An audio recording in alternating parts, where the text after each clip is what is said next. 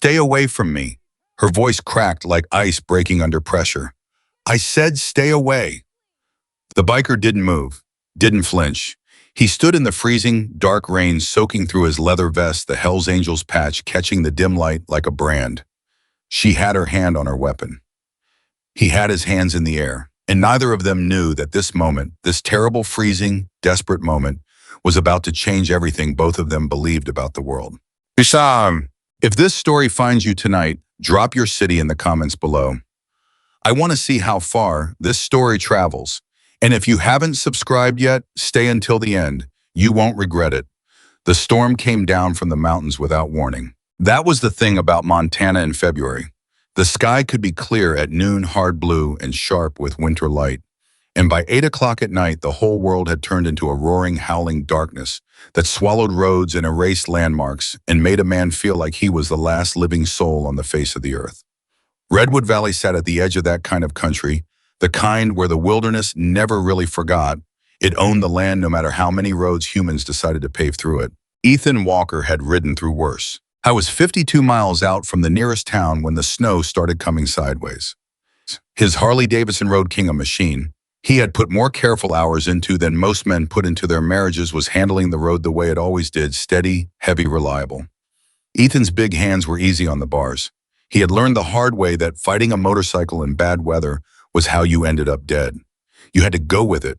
You had to trust the machine and trust yourself and stop pretending that the world would bend to your schedule. I wasn't supposed to be on this road at all. The main highway was 30 minutes faster. But there had been an accident on Route 7. He'd heard it on the scanner built into his helmet, and so he'd turned off the way he always did when he sensed trouble ahead.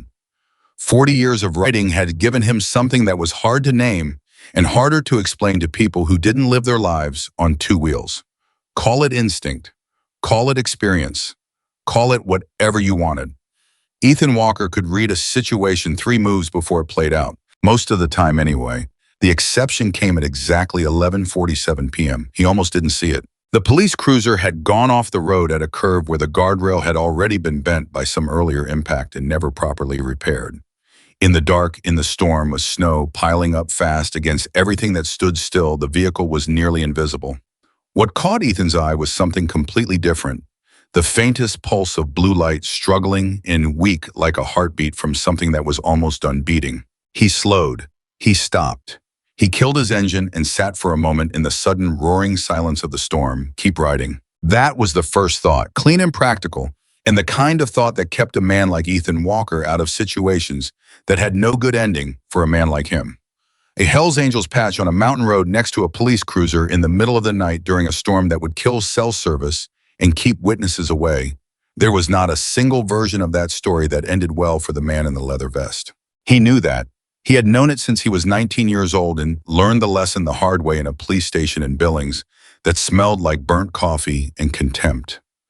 He sat on his bike. He looked at the pulse of dying blue light, and then he heard it, a sound that cut through the wind and the snow and every practical thought in his head. A sound so small it shouldn't have been audible at all. A human voice, weak, frightened, in pain. Ethan Walker got off his bike. He walked toward the cruiser, his boots crunching through snow that was already 8 inches deep and getting deeper.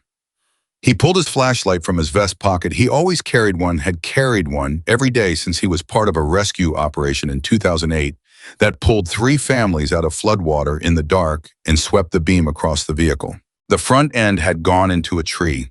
The impact was serious enough that the airbag had deployed and the driver's side door was buckled inward at an angle that told Ethan the frame had taken significant damage. He moved to the driver's window, and that was the moment he saw her. She was young, mid-20s maybe, blonde hair matted dark against her forehead from a cut above her left eye that was still bleeding, which meant her heart was still pumping, which meant she was still alive. Her uniform told him she was a police officer. The name tag read Mitchell. Her eyes were open barely, just barely, and when the flashlight beam found her face, she reacted. She moved. She reached. She tried to find something at her belt. Stay away from me. Her voice was barely there, but the fear in it was real.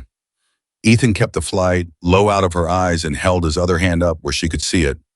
Ma'am, I'm not going to hurt you. Stay back. She was trying to move and she couldn't, and the effort of it was costing her, and Ethan could see by the way her breathing was working that she might have broken ribs, might have a head injury, and was running on adrenaline and fear and not much else. "My name is Ethan Walker," he said. "Just that. Calm and direct and plain, the way you talk to someone whose nervous system was overloaded and who needed simple information. I'm not law enforcement. I'm a rider who was passing through. I saw your lights. You've been in an accident." "I know I've been in an—" She stopped, caught her breath. The effort of anger was too expensive. "Your radio." He could see it from where he stood. The housing was cracked, the antenna snapped. "Is it working?" She didn't answer immediately, then quietly no. "Cell service is out. The storm." "I know the storm." Her voice was tighter now. She was fighting to stay focused. "I need you to step back. Step away from the vehicle. I need to see your hands." Ethan raised both hands, flashlight in his right, nothing in his left, and stepped back one step, then two, giving her space, giving her control. Because that was the other thing he had learned: when someone is frightened and hurt and armed, you do not crowd them. You do not make sudden movements. You do not let your frustration show. "Both hands, officer. You can see them."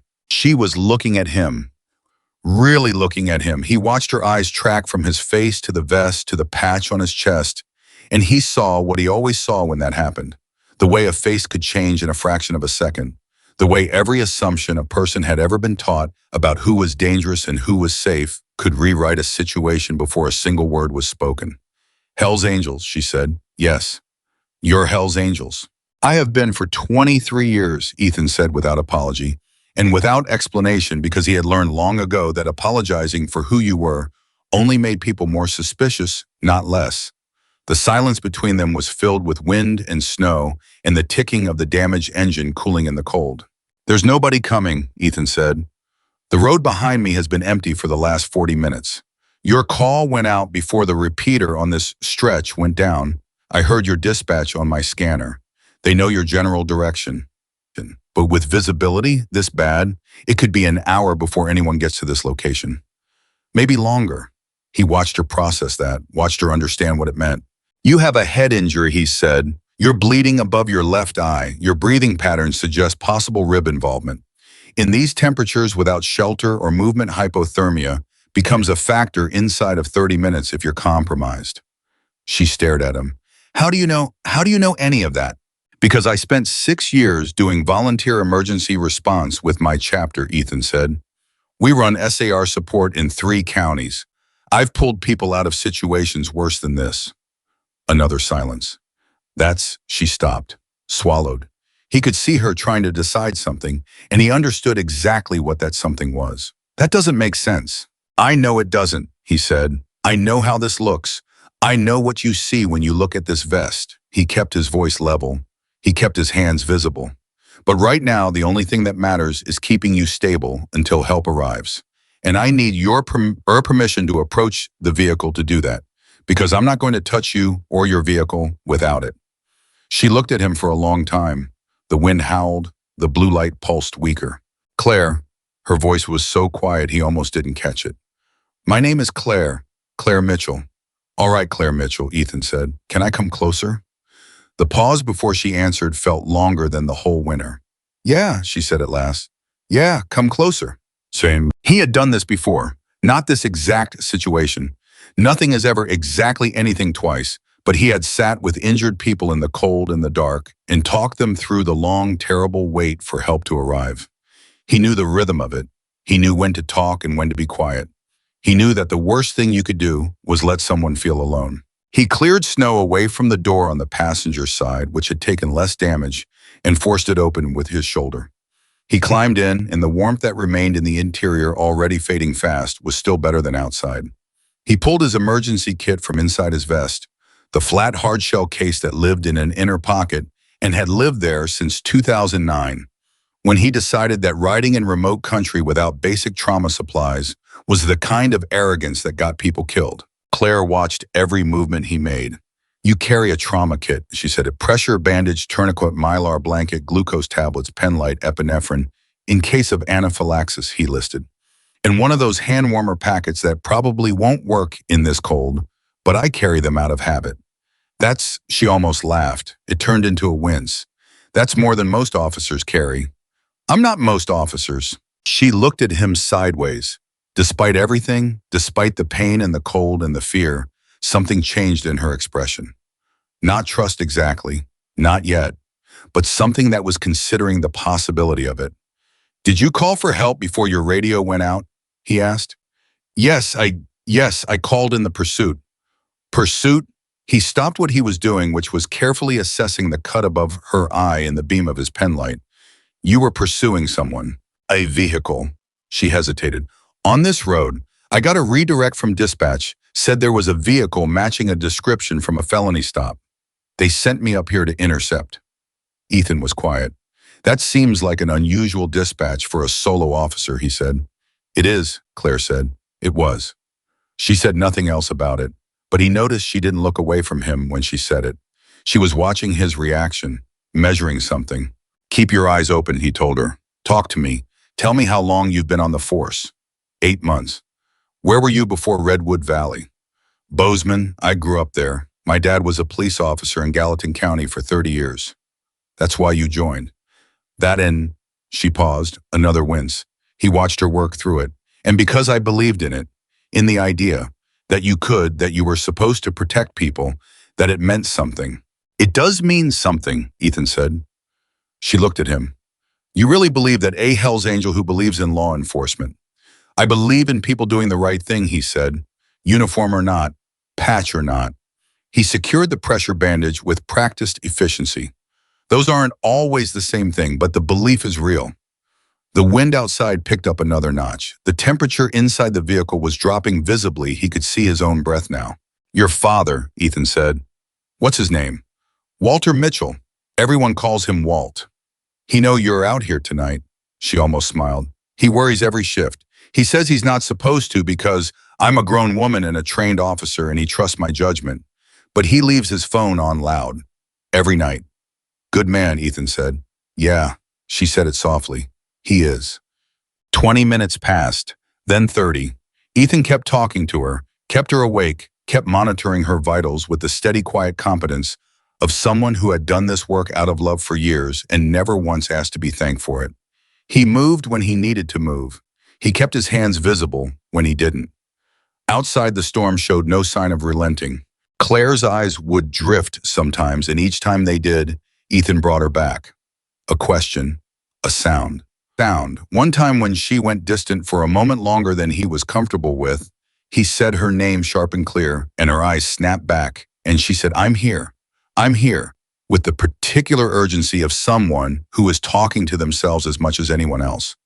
Tell me something about yourself, she said during one of the quieter stretches. He considered the question. What do you want to know? Anything, something true. She shifted slightly, winced, settled. I figure I should know who's keeping me alive. That seems fair, Ethan said. He thought about it. I grew up in Missoula. My mother raised 4 kids on a dental hygienist's salary and never once complained about it. I got on my first motorcycle when I was 16 because a neighbor let me sit on his, and I felt something I'd never felt before. Like the world made sense. A motorcycle made the world make sense. Some things are hard to explain to people who haven't felt them, he paused. I made a lot of mistakes when I was young. Followed people I shouldn't have followed. Made choices I paid for later. When I was 26, I spent 8 months in a county facility for something I did that I don't excuse and don't hide.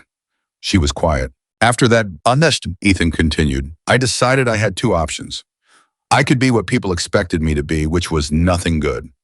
Or I could figure out who I actually wanted to be and do that instead. Without asking anyone's permission or approval. And who did you decide to be? Someone useful, he said simply. Someone who showed up when it mattered. She looked at him for a long time. And the Hell's Angels patch. My brothers, he said. Not all of them live like I do. Not all of them think like I do. But some of them, the ones I ride with, they are the most loyal, most capable men I have ever known. They have put themselves in danger to help strangers, and they have never once done it for recognition. He looked at her steadily. People see a patch and think they know the whole story. They never do. Claire Mitchell was quiet for a moment. No, she said finally. I guess they don't. It It was 44 minutes after Ethan first reached the vehicle when the first emergency lights appeared through the snow. He heard the engine before he saw the lights, then the crunch of tires on snow, and the brilliant bloom of headlights cutting through the dark. And Claire's whole body changed, the tension released from her like a rope being cut, and she let out a sound that wasn't quite a sob, but was the cousin of one. "There they are," Ethan said. "Right on time." "Stay," she said. Don't leave before they—" "I'm not going anywhere." He stepped out of the vehicle to flag down the incoming truck. The EMTs came fast moving with the focused efficiency of people who knew what a head injury in the cold could mean. Ethan gave his report concise, complete, medically accurate, and stepped back the way he always stepped back, creating space for the people whose job it was to take over. The first police cruiser arrived 4 minutes later, and that was when everything changed again. Because the officer who stepped out of that cruiser was not just any officer. I was a big man, mid-50s, with the kind of face that had spent 3 decades being certain about things. He moved with authority the way some men move with it, not because of what they'd earned, but because of what they'd never questioned. He looked at the scene. He looked at the EMTs working on Claire. He looked at the damaged police cruiser. And then he looked at Ethan Walker standing 10 feet away in the snow leather vest, dark with wet Hell's Angels patch, front and center under every light. The officer's face went through something. Ethan had seen that face before. Not that specific face, but that expression. That exact sequence of assumptions being confirmed before a single question was asked. He walked directly toward Ethan. "Detective Marcus Reynolds," he said. He did not offer a hand. "Redwood Valley PD. You want to tell me what the hell happened here?" "Officer Mitchell lost control of her vehicle on this curve," Ethan said. "Impact with the tree at an estimated moderate speed given the storm conditions. She sustained a laceration above the left eye, possible rib fracture, and was showing signs of early shock and mild hypothermia when I located her. I maintained her until your medics arrived." Reynolds stared at him. "How long were you with her?" 44 minutes. "And how did you come to be on this road?" "I diverted from Route 7 due to the accident there. Scanner in my helmet." "Scanner," Reynolds let the words sit there like evidence. "You monitor police scanners." "I do volunteer emergency response, yes." Reynolds' eyes moved to the patch, then back to Ethan's face, then to the patch again, the way some men's eyes kept returning to the thing they'd already decided was the answer. "Volunteer emergency response," Reynolds repeated. "With the Hell's Angels." "With my chapter, yes." "And nobody with your chapter thought to call for—" "My radio was working," Ethan said, keeping his voice even. "I called in the accident location and officer status the moment I assessed the situation. Your people acknowledged it. That's what got your medics here." Reynolds was quiet. Behind him, Claire's voice rose suddenly from where the EMTs were working. "Marcus," she said it sharply, the way you said someone's name when you needed them to stop doing what they were doing. "Marcus, he saved my life. He stayed with me for 44 minutes in that—" "We'll talk when you're stable," Reynolds called back. "We'll talk now." Her voice was still weak, but the intention behind it was not. "His name is Ethan Walker, and he kept me alive.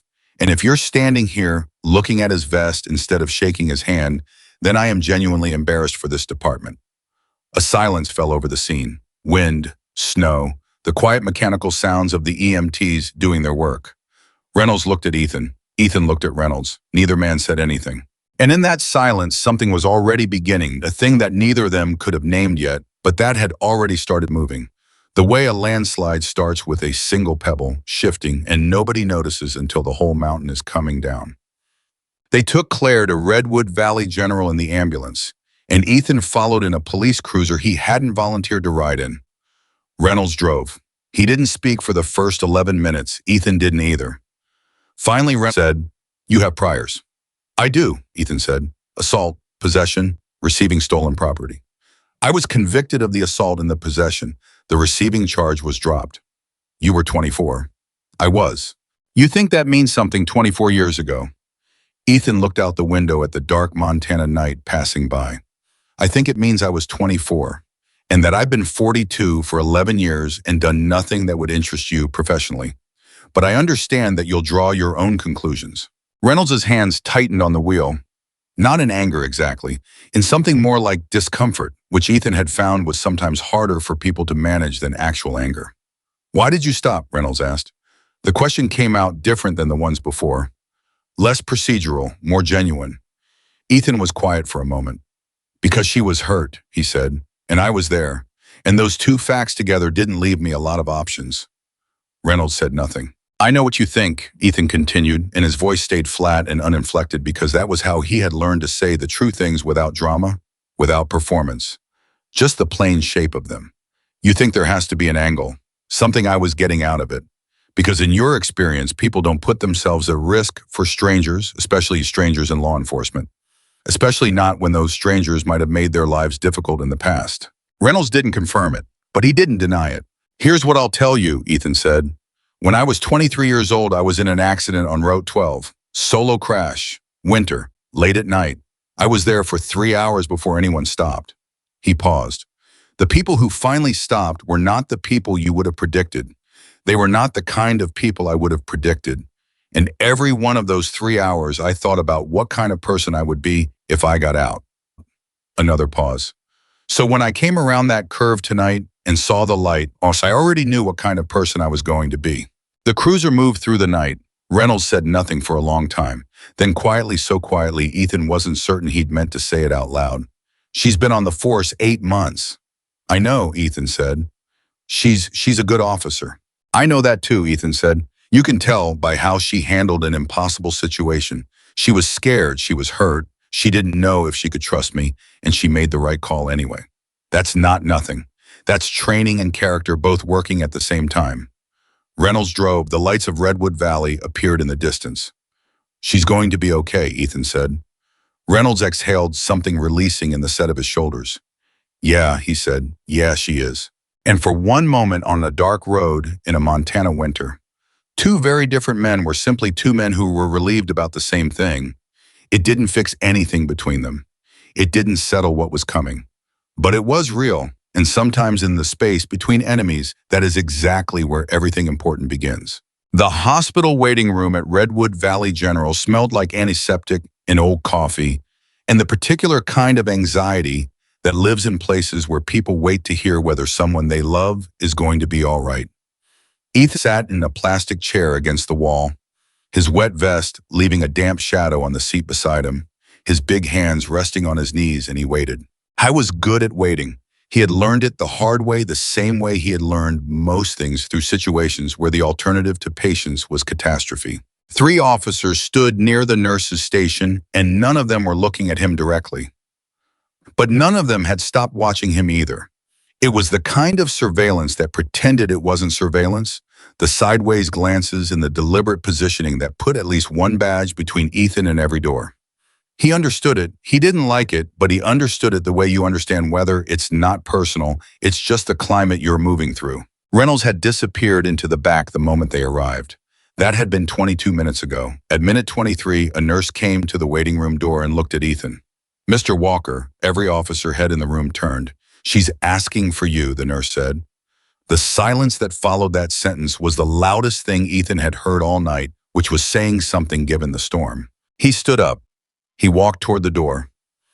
And he felt every pair of eyes in that room tracking him the way crosshairs track a target, and he kept his face neutral and his stride even because that was the only play he had, and he had always known it. The nurse led him through 2 corridors and stopped outside a room where Reynolds was standing with his arms crossed and his jaw set in the specific configuration of a man who has been told something he didn't want to hear and is still working out how to respond to it.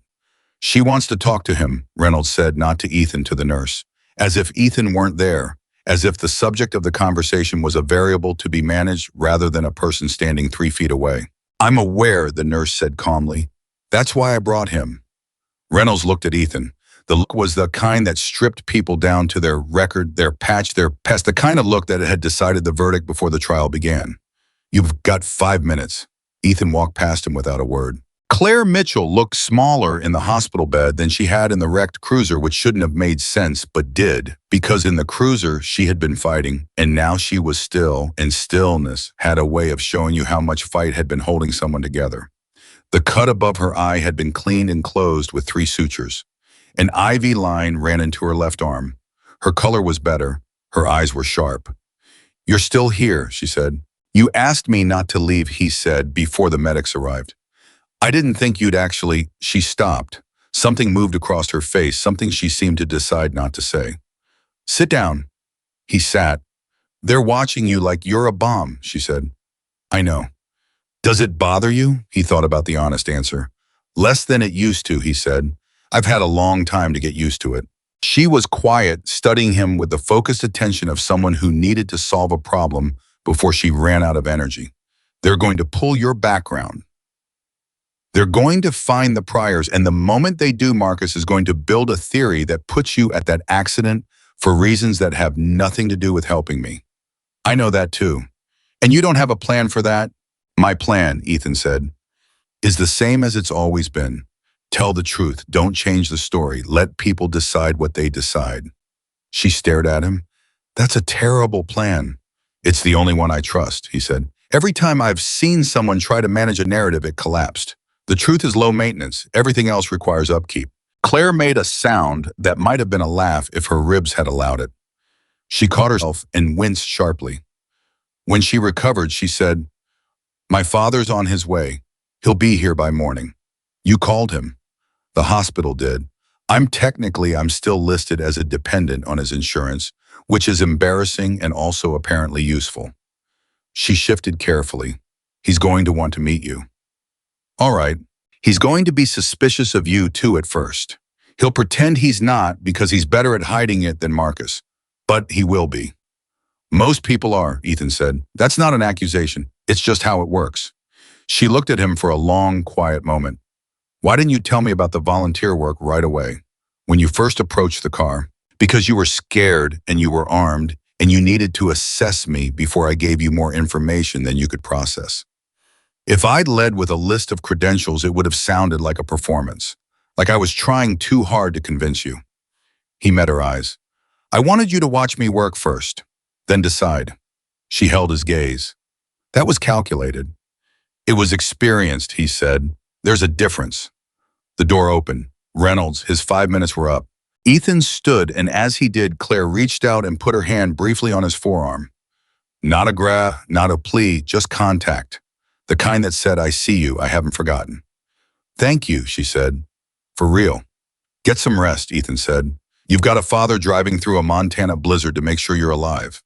The least you can do is be awake when he gets here. She almost smiled. He walked out.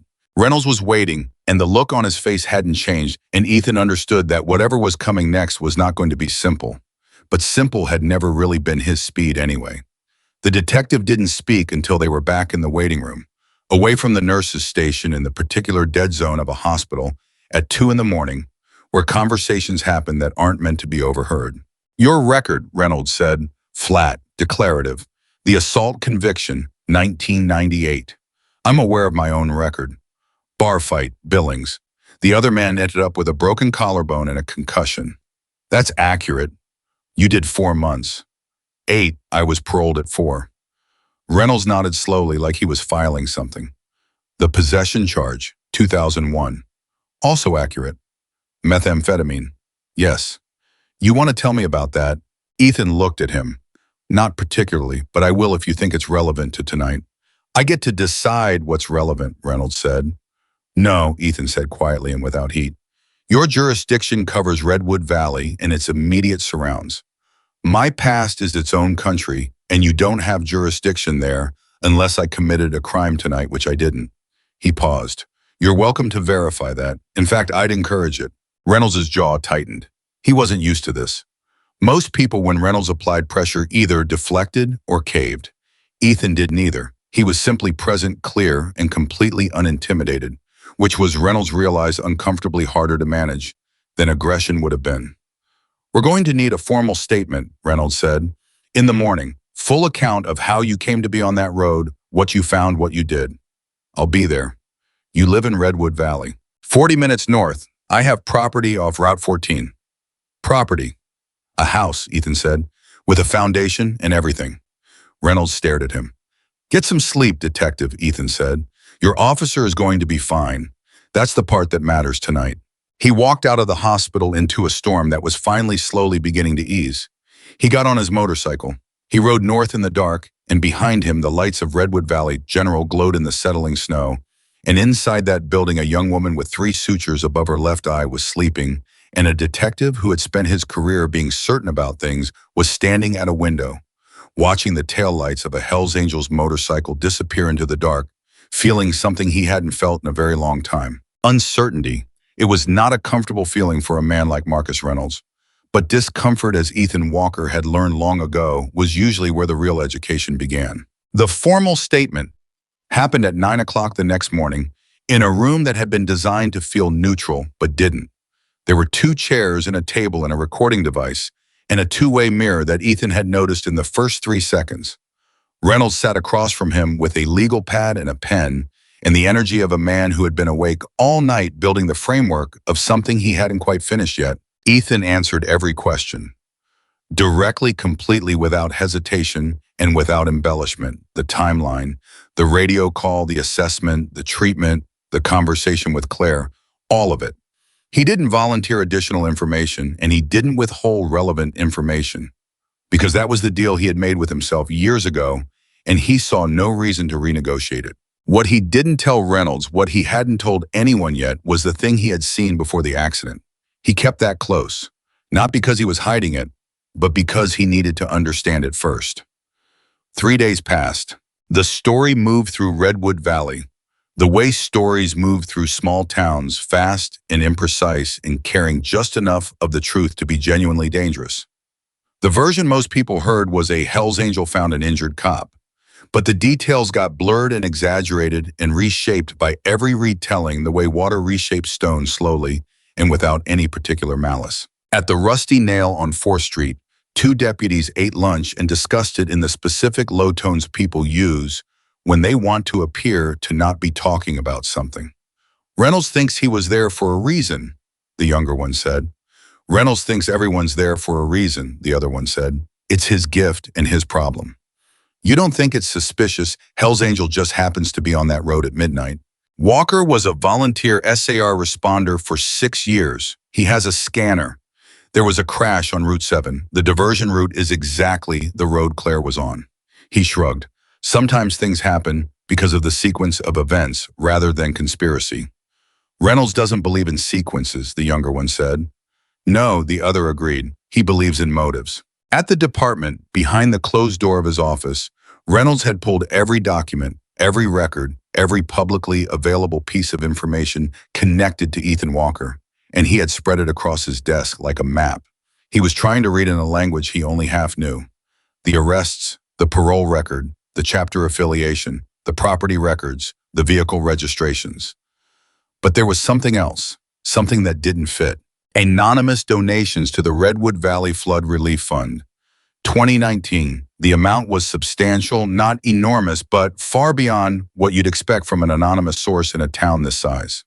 The paperwork trail was careful, but Reynolds was careful too, and when he was finally able to trace it back through 3 holding accounts, the trail ended at a bank in Missoula that had processed funds from a business registered to one Ethan James Walker. Reynolds sat with that for a long time. Then there was the search and rescue report from 2016. A family, a mother, a father, and 2 children had been stranded during a flash flood event on the Clearwater River. They had been pulled out by a group of riders who had happened to be in the area and had gone into moving water to reach them. The report named 4 individuals. One of them was Ethan Walker.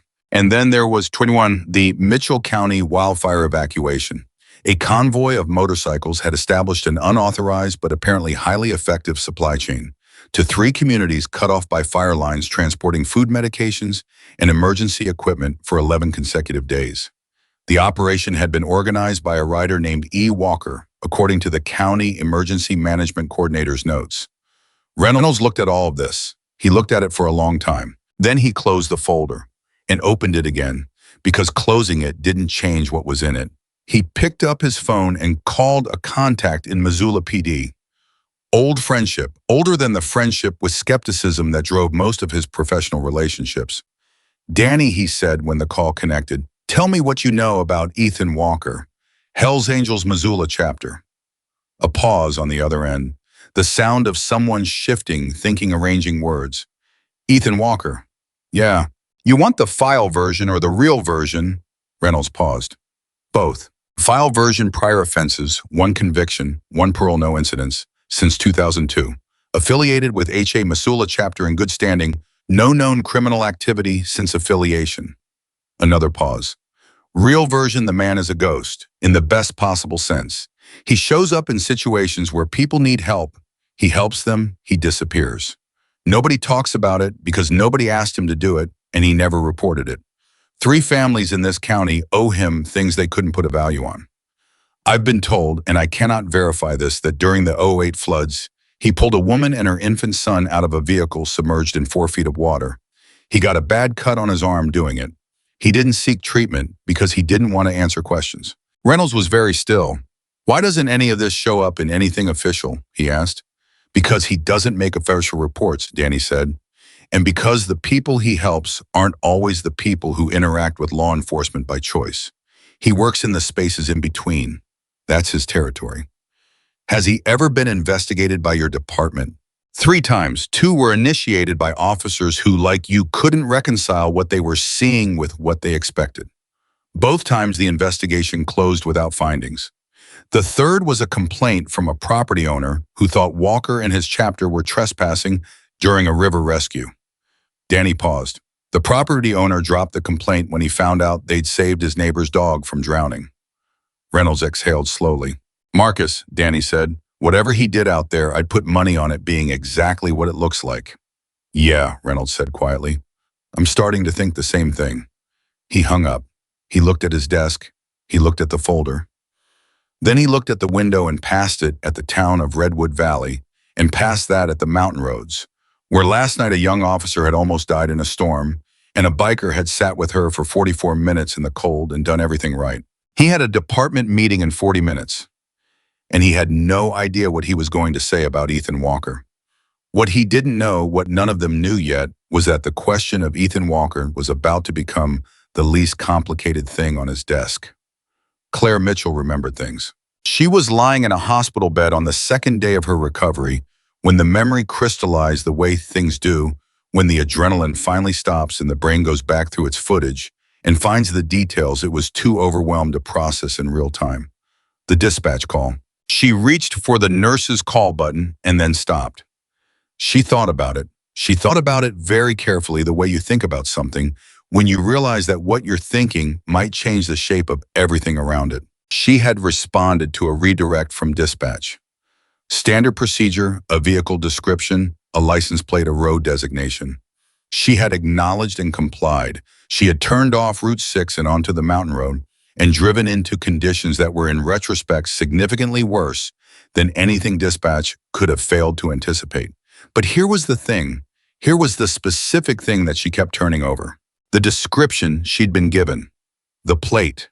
She had run it in her head 3 times now, the way you run numbers, when you're certain they should add up to something and they keep coming out to something else.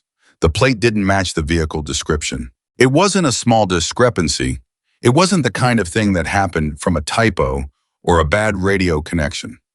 The plate number she'd been given corresponded, according to the DMV database, she'd accessed in her patrol car before the crash, to a 2019 Ford pickup registered to a woman in her 70s in Great Falls, Montana. The vehicle description she'd been given was a late model black sedan. Those were not the same vehicle. Someone had put together a dispatch call using mismatched information, and someone had sent a rookie officer alone up a mountain road in the worst storm of the winter on a call that didn't hold together. Claire stared at the ceiling of her hospital room and felt something settle in her chest that was colder than the storm had been. She picked up the call button, then put it down again, then picked up the phone that was on her bedside table and called the one number she still trusted completely. It rang twice. Claire Bear, her father's voice low and warm and already worried because he could tell from the first syllable how she sounded. Dad, she said, I need you to listen to me very carefully, and I need you to not react until I finish. A pause. I'm listening. I think something is wrong at the department, she said. And I think whoever sent me up that mountain road knew exactly what they were doing when they sent me there alone. The silence on the other end of the phone lasted exactly 4 seconds. Then Walter Mitchell said in the voice of a 30-year law enforcement veteran who had spent 3 decades learning the difference between paranoia and pattern recognition, Tell me everything. Ethan Walker, 40 minutes north on Route 14, was sitting at the kitchen table of the house that people apparently found surprising. He owned drinking black coffee and looking at his phone. On his phone was a number he had been looking at for 3 days without calling. It was the number for the Redwood Valley Police Department. The thing he had seen on the mountain road before the accident, before he had come around the curve and found Claire Mitchell's cruiser against the tree, was something he had not mentioned in his formal statement. Not because he was hiding it, but because he had needed to be certain of what he'd seen before he said it out loud to anyone, and certainty in situations like this one required more than his own memory. He had been riding. He had come around the long curve north of the accident site, the one with the broken guardrail. And in the moment before the road straightened, his headlight had swept across a pullout, one of those small gravel cutouts that mountain roads have, for vehicles to stop and wait out weather or let faster traffic pass. There had been a vehicle in that pullout, dark-colored, late model, engine running. He could see the exhaust in the cold air. No lights. A running vehicle with no lights parked in a pullout on a deserted mountain road at midnight, 200 meters from where a police officer was about to crash. Ethan had ridden past it without stopping because in those first seconds, his attention was already being pulled by the pulse of dying blue light below the tree line. By the time he had assessed Claire's situation and settled into the work of keeping her alive, the other vehicle had been gone. He had not seen the driver. He had not seen the license plate, but he had seen the vehicle clearly enough in that 3-second sweep of his headlight to be confident about two things. It was a black sedan, and on its rear driver's side quarter panel, there was a very specific dent crumpled inward in a distinctive triangular shape, the kind of damage that a body shop would remember. He had been carrying that information for 3 days. He picked up the phone. He almost called the department. Then he put it down. Because the question that had been building for 3 days finally had arrived at full size in his mind, and it was this: if someone inside the department had sent Claire Mitchell up that mountain road deliberately, then calling the department was not the safe move. Calling the department meant potentially calling the person who had done it and warning that person that someone had seen their vehicle. Ethan was a man who operated in spaces in between, as his old acquaintance in Missoula had apparently told Reynolds. He knew how to hold information. He knew how to wait for the right moment. But he also knew that 3 days was long enough. He did not call the department. He called Claire. She answered on the second ring, which told him she was awake and alert and waiting for something, though he didn't yet know what. "Walker," she said. "Mitchell," and he said, "are you in a position to have a private conversation?" A pause. A short one. "Yes, my father just stepped out. I have information," he said, "about that night that I didn't include in my statement." Another pause. Longer. "So do I," she said. They were both quiet for a moment. "You first," Ethan said. She told him about the dispatch call, about the plate that didn't match, about the vehicle description that fell apart the moment you looked at it. She was precise and controlled, and underneath the precision and the control, there was something that was not quite fear, but was the close relative of it, the feeling of the ground shifting under your feet when you realized you were standing somewhere you hadn't expected. When she finished, Ethan said, "Before the crash site, 200 meters north, a black sedan and a pullout, running engine, no lights." The silence that followed was the loudest of all the silences in this story. "You saw it," she said. "I saw it. And you didn't say anything." "Because I needed to know who to say it to," he said. "That's not obstruction. That's risk assessment." She was quiet. He could hear her breathing slightly labored still from the ribs. "Then you think it's someone inside?" "I think it's a possibility that needs to be taken seriously before anyone in that building gets any more information from me." He paused. "How well do you trust Reynolds?" She thought about it. Really thought about it the way you think about questions that don't have easy answers. "I trust that he believes he's doing the right thing," she said carefully. "I don't always trust his process for deciding what the right thing is." "That's not enough," Ethan said. "No," she agreed. "It's not. Your father is with you." "Yes." 30 years Gallatin County PD. She paused. "How do you know that?" "You told me in the car," he said, "when I was keeping you awake. You told me his name and his tenure." "Walter Mitchell." She was quiet for a moment, and he could feel her recalibrating, reassessing, understanding that the man she had allowed to keep her alive had been paying attention to every word she said with the precision of someone who understood that details mattered. Yes, she said, 30 years. Does he know people outside this department? People with authority who aren't connected to Redwood Valley. He knows the State Division of Criminal Investigation, she said, and her voice was changing now. It was firming up, finding the shape of a plan. He has a contact there, senior level. They worked a case together in 2015. That, Ethan said, is who needs to hear this first. Not Reynolds. Not yet. She was quiet. You're right, she said finally. I know you're right, she stopped. I've been a police officer for 8 months, Ethan. I believed in this department. I believed. You can believe in the idea, he said, and still see clearly when the institution has a problem. Those aren't the same belief. She didn't answer immediately. When she did, her voice was steady. My father is going to want to meet you. You mentioned. He's going to have questions. That's fine, Ethan said. I have answers. And he's going to have opinions about the vest. Ethan said, so does everyone. It hasn't stopped me yet. She breathed out slowly, and in that breath there was something that had not been there since the moment before the crash.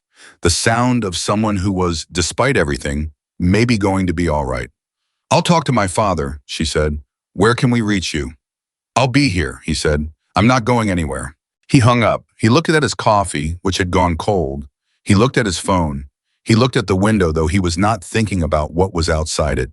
He was thinking about a black sedan and a triangular dent and a dispatch call built on mismatched numbers and a young officer who had been sent up a mountain alone by someone who had expected her not to come back down. I thought about all of this with the specific, focused calm of a man who had learned that emotion was most useful when it was managed rather than expressed.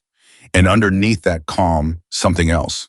Something that had been living in Ethan Walker's chest since he was 19 years old and first understood what it felt like to be the person everyone expected the worst from.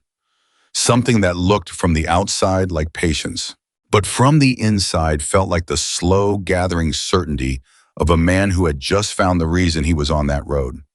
Not chance, not coincidence, something bigger than both, the kind of purpose that doesn't announce itself. That just arrives quiet and absolute and waits for you to catch up. Walter Mitchell arrived at his daughter's hospital room at 6:47 in the morning, which meant he had driven through the worst of the storm and the tail end of it and every terrible mile in between without stopping, because that was the kind of man he was. 61 years old, broad-shouldered, with the kind of face that had spent 3 decades looking at difficult things without flinching. He walked into Claire's room, saw her sitting upright in the bed with her phone in her hand and her eyes clear and alert. And he stood in the doorway for exactly 2 seconds before crossing the room and putting both arms around her with the careful, deliberate gentleness of a man who understood exactly how fragile the moment was and exactly how important it was not to show that he understood. I'm okay, Dad, she said into his shoulder. I know, he said. He held on for another 3 seconds. Then he straightened, stepped back, and looked at her with the professional assessment of someone who had seen injury and trauma for 30 years and needed to measure what he was seeing against what he'd been told. You look better than I expected. The bar was low. The bar was very low. He pulled the chair to the side of the bed and sat, and the shift from father to investigator was subtle but visible. A small change in the set of his shoulders, a sharpening in his eyes. Tell me everything, from the beginning. She did, all of it. The dispatch call, the plate discrepancy, the road, the crash.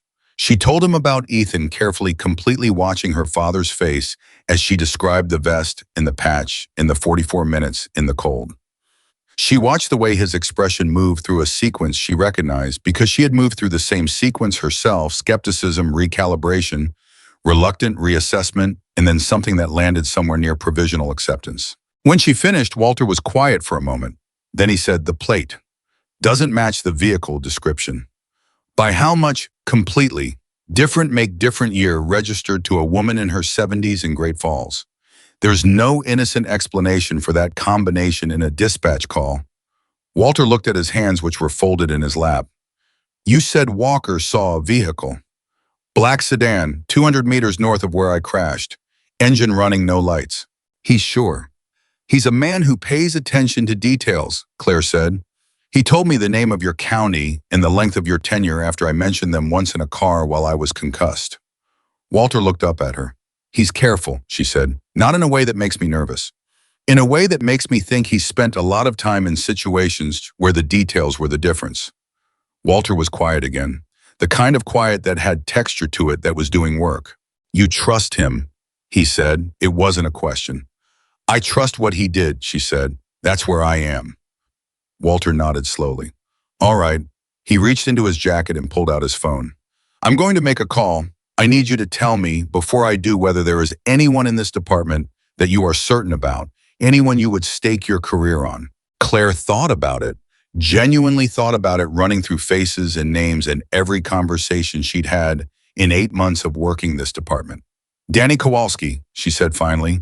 He's a patrol sergeant, been here 12 years. He never made detective because he didn't want to.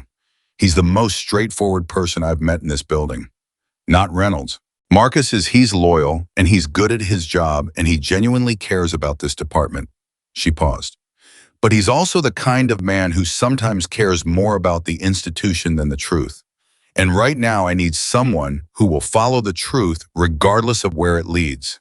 Walter dialed a number. He held the phone to his ear and looked at his daughter and said, Go to sleep for a few hours. I'll be here when you wake up. She started to argue.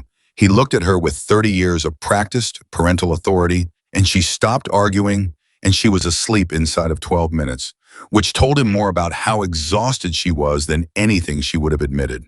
He stepped out into the corridor. The call connected on the third ring. Jim, Walter said, it's Walt Mitchell. I need a favor, and I need it quiet.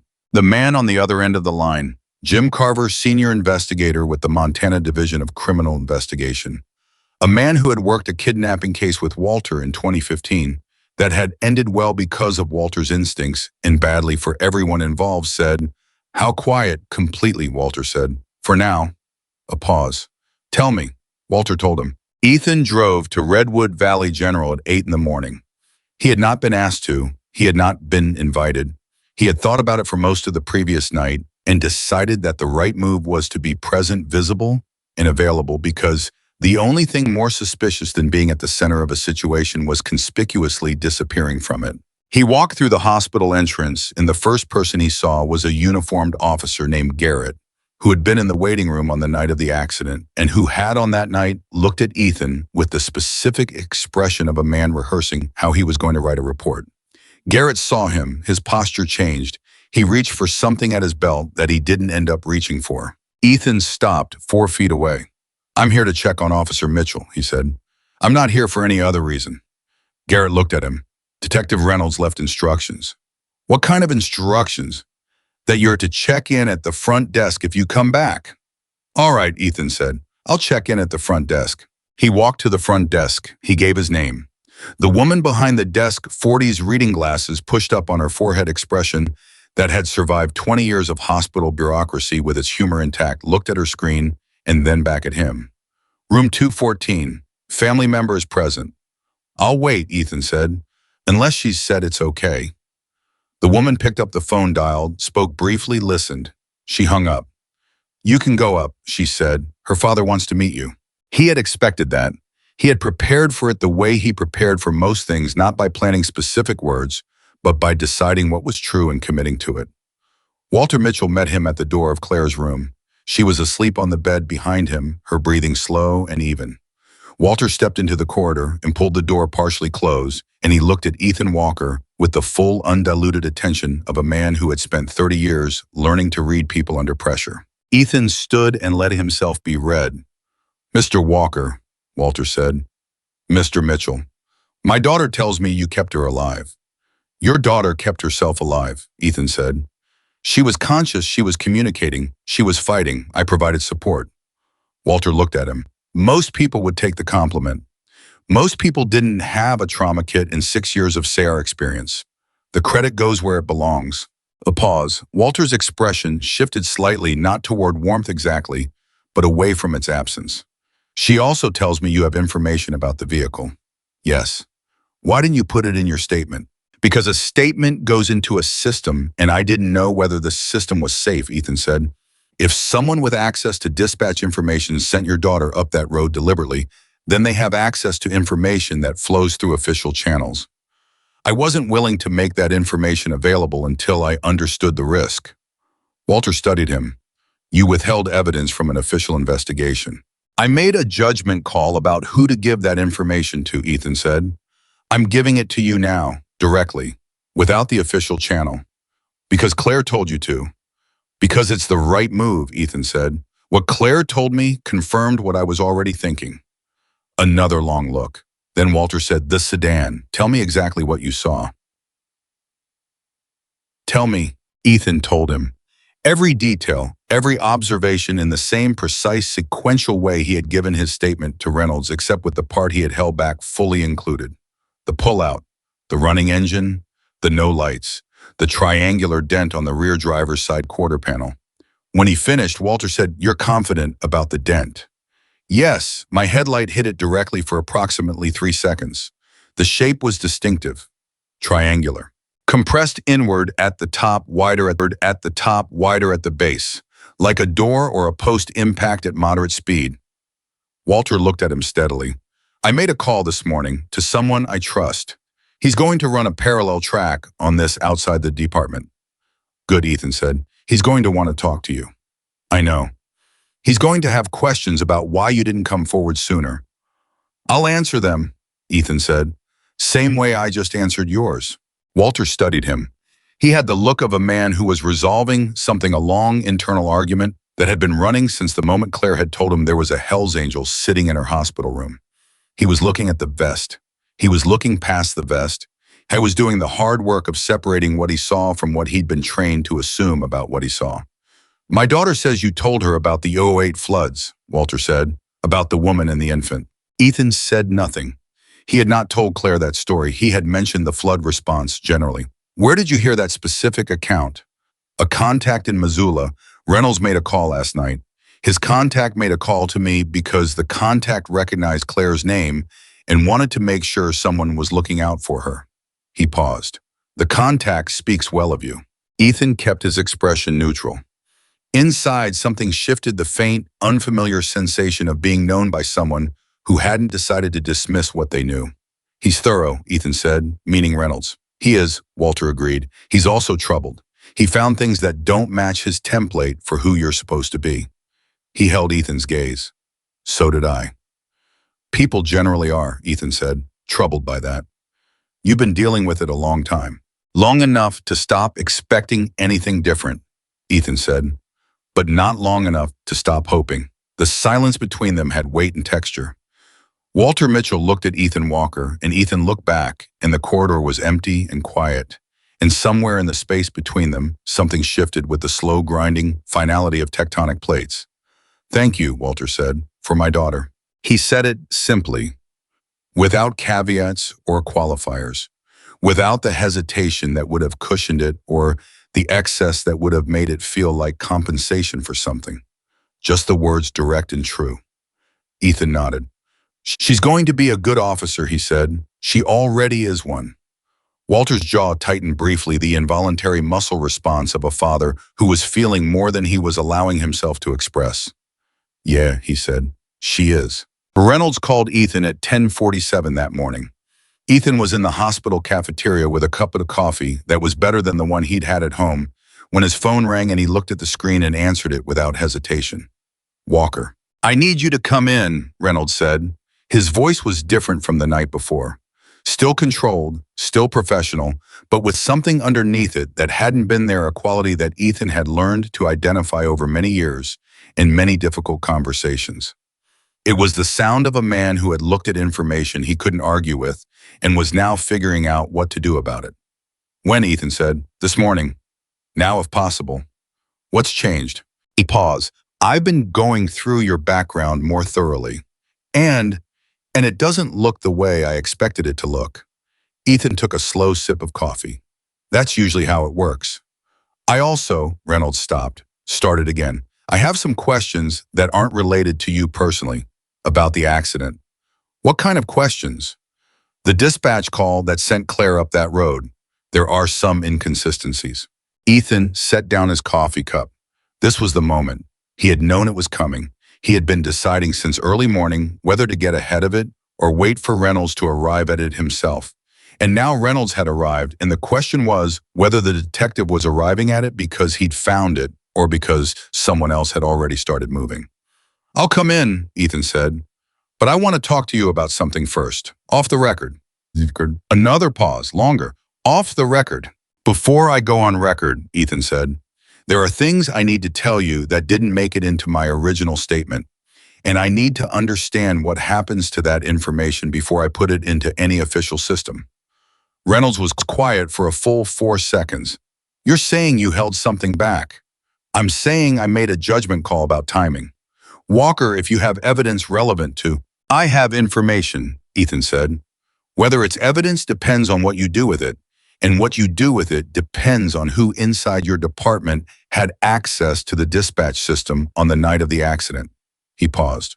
"So yes, I want to talk off the record first, because the information I have could be made to disappear very easily if the wrong person hears about it through the wrong channel." The silence on Reynolds' end was different from the ones that came before. This was the silence of a man whose world had just tilted on an axis he hadn't known was there. "Come in," Reynolds said. His voice was lower now, quieter. "Use the side entrance on Fillmore. I'll meet you there." Ethan recognized that Reynolds was taking him seriously. More than that, Reynolds was being careful, which meant the detective had already been thinking about things that he hadn't wanted to be thinking about. 30 minutes, Ethan said. "I'll be there." He finished his coffee. He thought about everything that was about to happen, and he thought about it with the clarity of a man who had learned that the moments just before a door opens are always the ones where you decide who you're going to be when it does. He had decided that a long time ago. He paid for the coffee. He walked out. The side entrance on Fillmore was a door that the general public didn't use. It was the way officers came and went when they didn't want to be visible from the main lobby. Reynolds was waiting with his jacket collar up against the cold, and he looked like a man who had been standing there, thinking hard about something and didn't want to admit how hard he'd been thinking. He looked at Ethan. He said, "How bad is this?" "I don't know yet," Ethan said, "but I know it's not an accident." They walked inside. Reynolds led him to an office, not the interrogation room with the two-way mirror, a different room smaller with no obvious monitoring. He closed the door. He sat. Ethan sat across from him. "Talk," Reynolds said. Ethan talked. He gave Reynolds everything. The sedan, the pull-out the engine, and the absent lights, the triangular dent. He was precise and complete, the same way he had been with Walter, and he watched Reynolds' face move through the information with the expression of a man who is hearing something confirm what he already feared. When Ethan finished, Reynolds was very still. "You saw this vehicle," he said, "before you reached the accident site." "Yes, 200 meters north, approximately." "And you didn't mention it in your statement?" "No, because I didn't know whether the people who would receive that information could be trusted with it." Ethan held his gaze.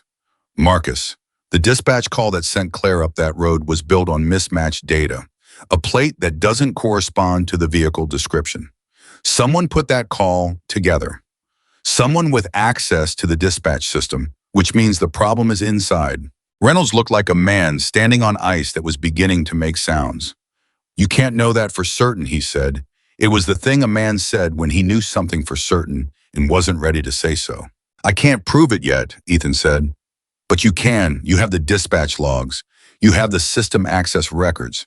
You have the timestamp on the redirect call and the ID of whoever originated it." He paused. "How many people in this department have origination access to dispatch redirects?" Reynolds was quiet. "Marcus," Ethan said carefully. "How many?" "7," Reynolds said. His voice was flat. "8, counting dispatch supervisors." "All right," Ethan said. "So we start with 8. We." Reynolds looked at him. "You understand this isn't your investigation." "No," Ethan said. "But I'm the witness, and the witness has a stake in how this goes." He leaned forward slightly. "I've been watching people decide what to think about me my whole life. I'm done being the convenient explanation for things that don't have one.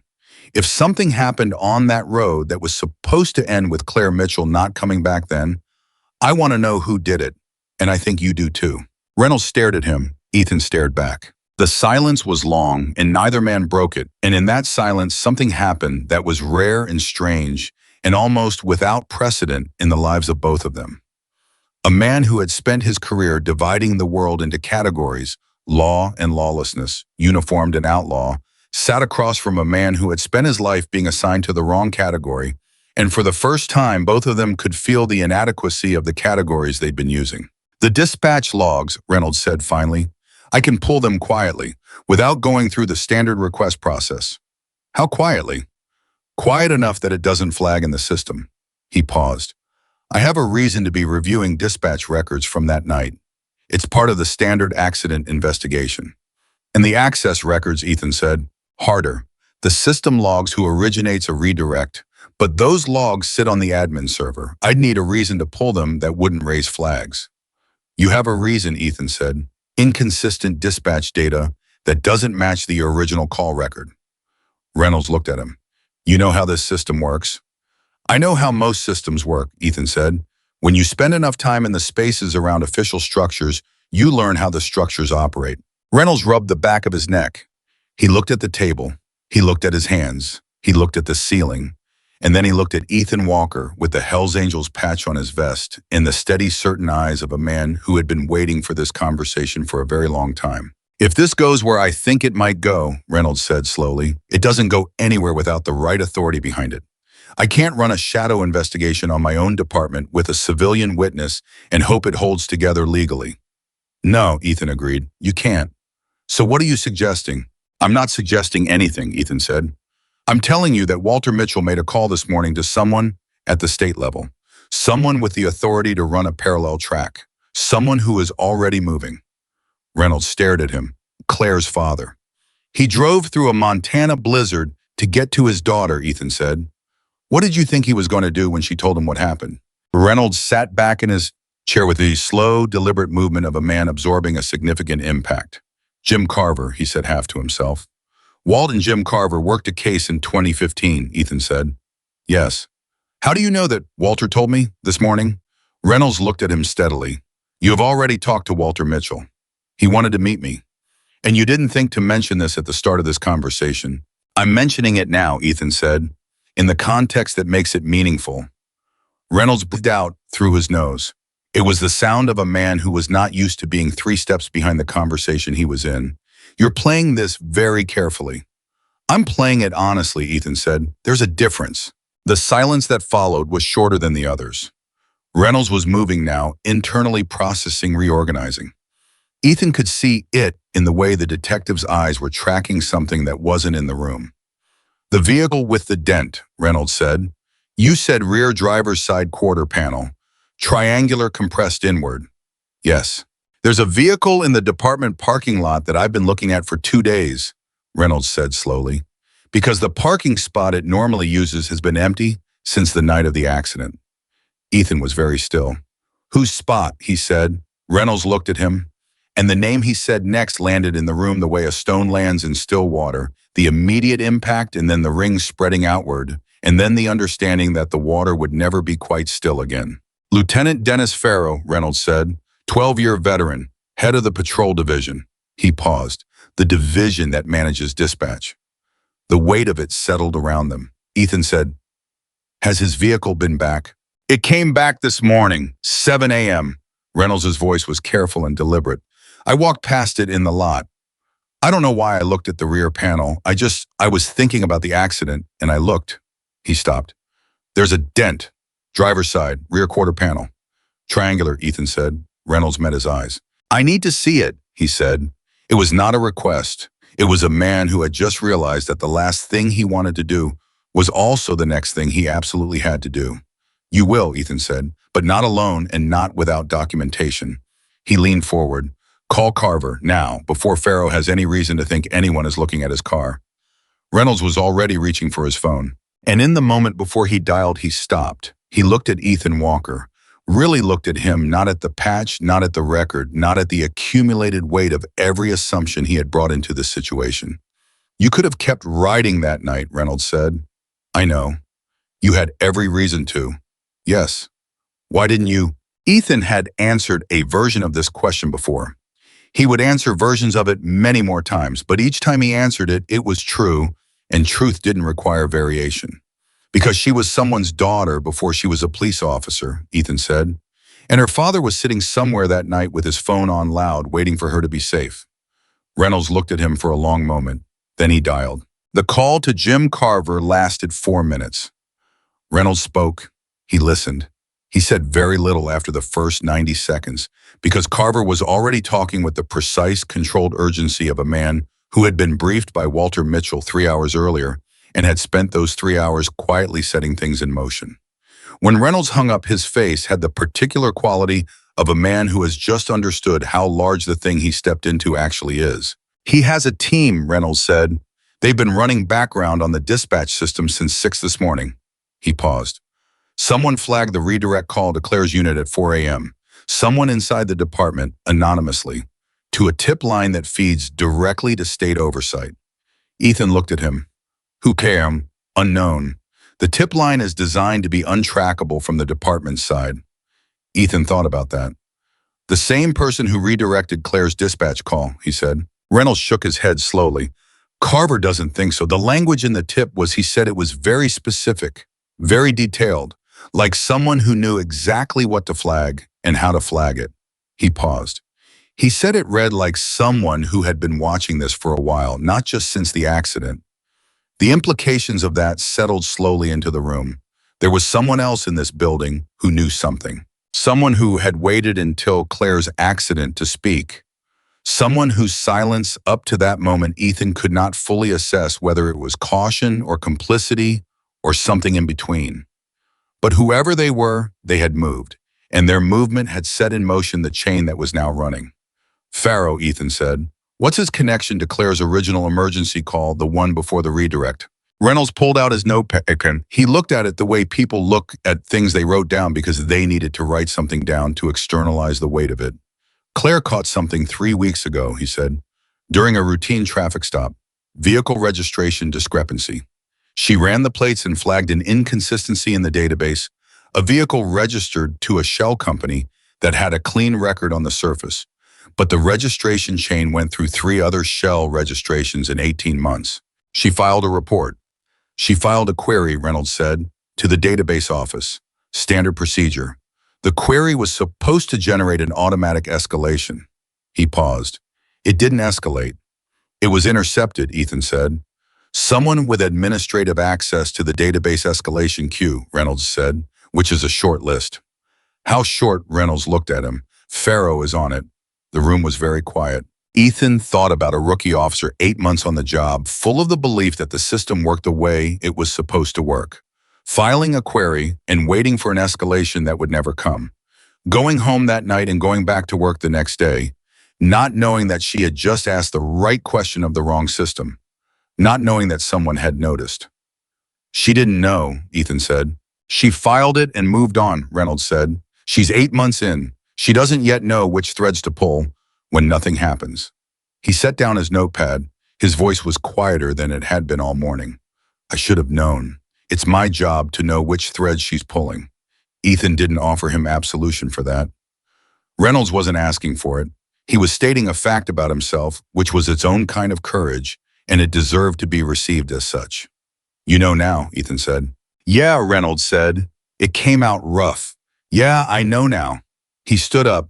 He straightened his jacket. He looked at Ethan with an expression that was complicated and real and not easy to describe because it was the look of a man dismantling something he had built over a long career, one assumption at a time under circumstances that gave him no good options and required him to do it anyway. I owe you an apology, Reynolds said. You don't owe me. I do, Reynolds said. I came at you like a conclusion I'd already reached. I looked at your vest and decided what the story was. I was wrong to do it, and I was wrong to keep doing it, and I'm telling you that directly because that's the least I can offer. Ethan was quiet for a moment. I've had that apology coming from a lot of directions for a long time, he said. I won't say it doesn't mean anything. It does. He looked at Reynolds steadily. Now let's make sure it means something practical too. Reynolds almost smiled. Not quite, but almost. Carver's team will be here by 2 p.m., he said. They'll want your statement. All of it, on record this time. I'll be here, Ethan said. And Walker Reynolds stopped. Farrow knows something is moving. He may not know what yet, but men like that, when they sense the ground shifting, they tend to, I know, Ethan said. Be careful. It was the first time in Ethan Walker's life that a police detective had said those two words to him and meant them as concern rather than warning. He noticed that. He walked out of the building and back into the cold air of a Montana morning, where a case that had begun in a storm on a mountain road was now spreading through the foundations of a police department, moving the way Ethan had always known the truth moved slowly, unstoppably, regardless of who was in the way. And 200 feet across the parking lot in a space marked with the number 11 sat a dark-colored sedan. Driver's side, rear quarter panel, triangular dent. Ethan looked at it for exactly 1 second. Then he looked away and walked to his motorcycle and sat still with the engine off and the cold settling around him like a second skin. And he thought about a 23-year-old woman lying in a hospital bed with 3 sutures above her eye, and a father who drove through blizzards in a department that was about to find out it had a crack running straight through its foundation. I thought about Dennis Farrow, who would be in his office right now, or in a meeting, or standing at a coffee machine, doing the ordinary things that people do when they are trying to appear ordinary. He thought about the anonymous tip filed at 4 in the morning from someone inside the building who had been watching and waiting. I thought about the way systems broke not all at once but in pieces, one compromised piece at a time, until the day when a young officer ran the wrong plate and asked the wrong question, and suddenly the whole architecture of the deception had a crack in it that couldn't be managed anymore. He started the motorcycle.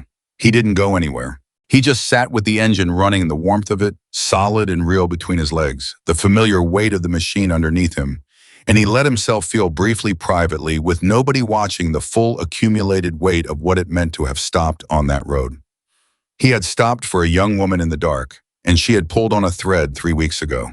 And between the two of them, with the help of a father who drove through storms and a detective who was in the process of becoming something better than he had been, they had found the thing that someone very powerful had been trying to keep buried.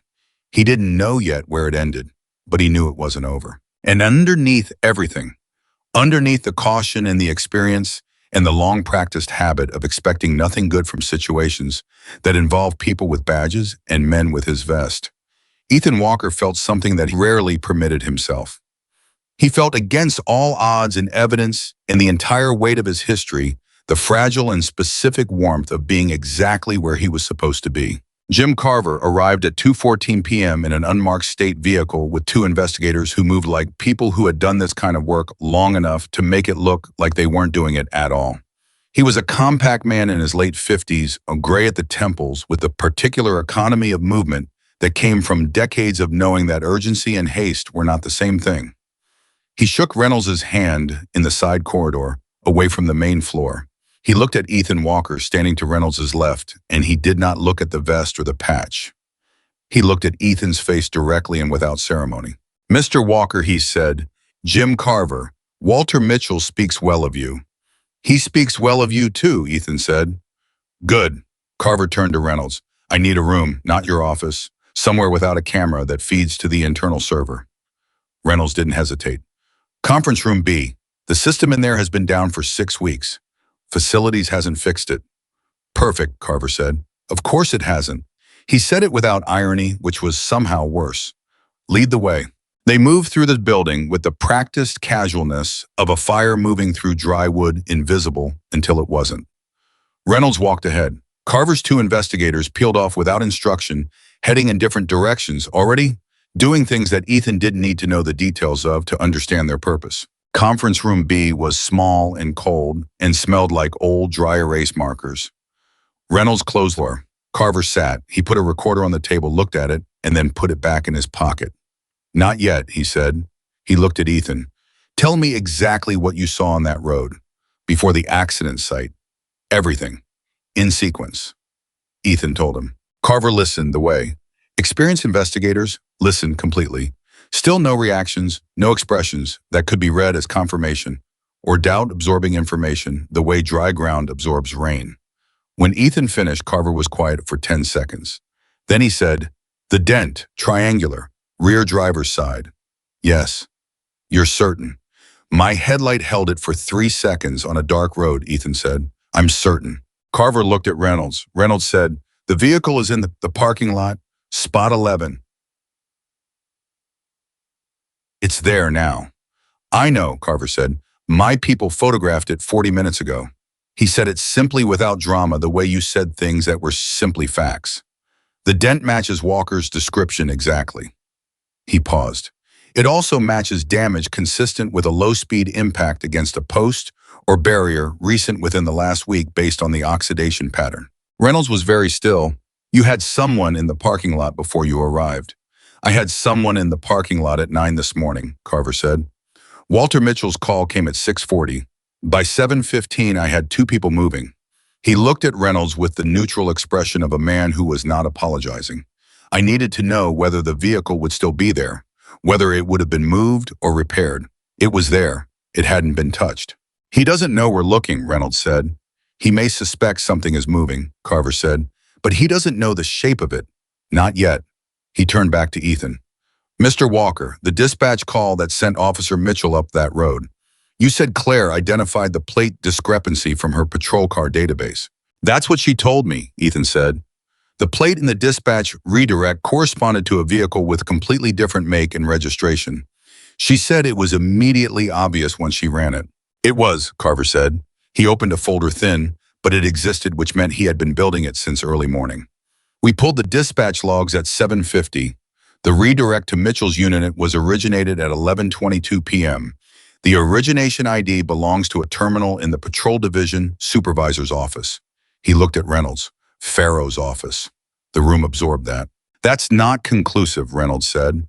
He said it the way a person said something they knew was true but weren't ready to stop pushing against. Anyone with his access code. His access code was used, Carver said, from his terminal. At 11:22, and according to the department's own sign-in log, Lieutenant Farrow was signed out for the evening. He paused. He signed out at 10:50. The silence that followed was thick enough to press against. He came back, Reynolds said. Or he never left, Ethan said. Both men looked at him.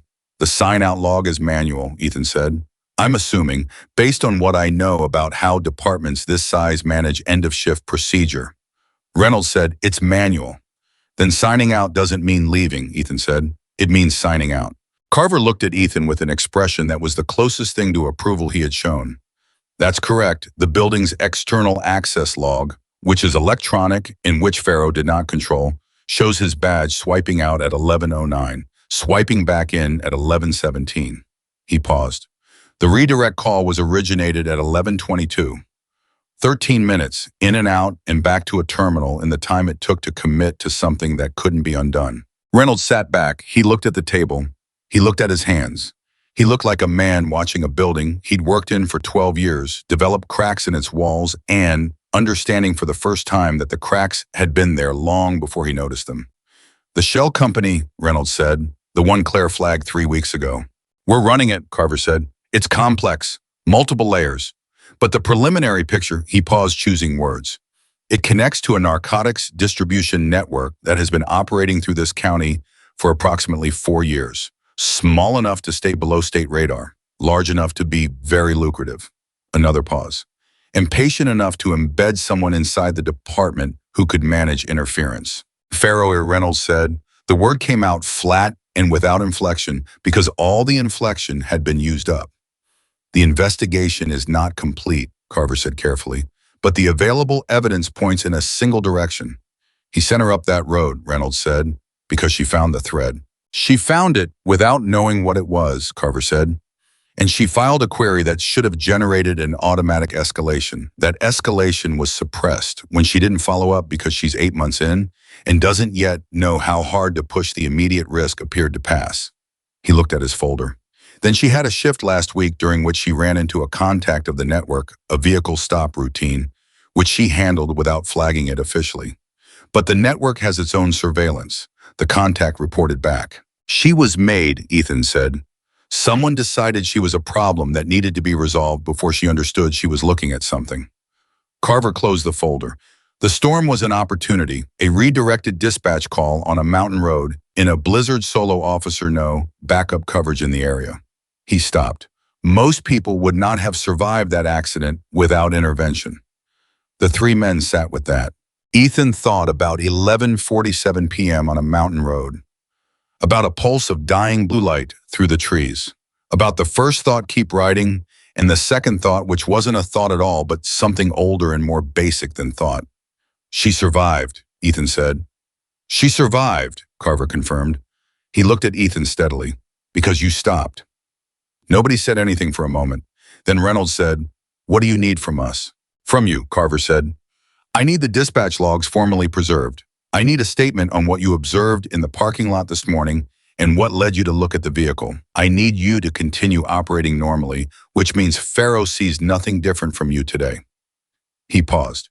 "Can you do that?" Reynolds said. "I've been a detective for 18 years. I can hold a face." "I know you can," Carver said. "I also know this one is going to be harder than most." Reynolds nodded once. He understood. Carver turned to Ethan. "From you, I need a full formal statement, on record, everything: the road, the vehicle, the dent, the conversation with Claire, the information you held back from the initial statement, and your reasoning for holding it. All of it on record today."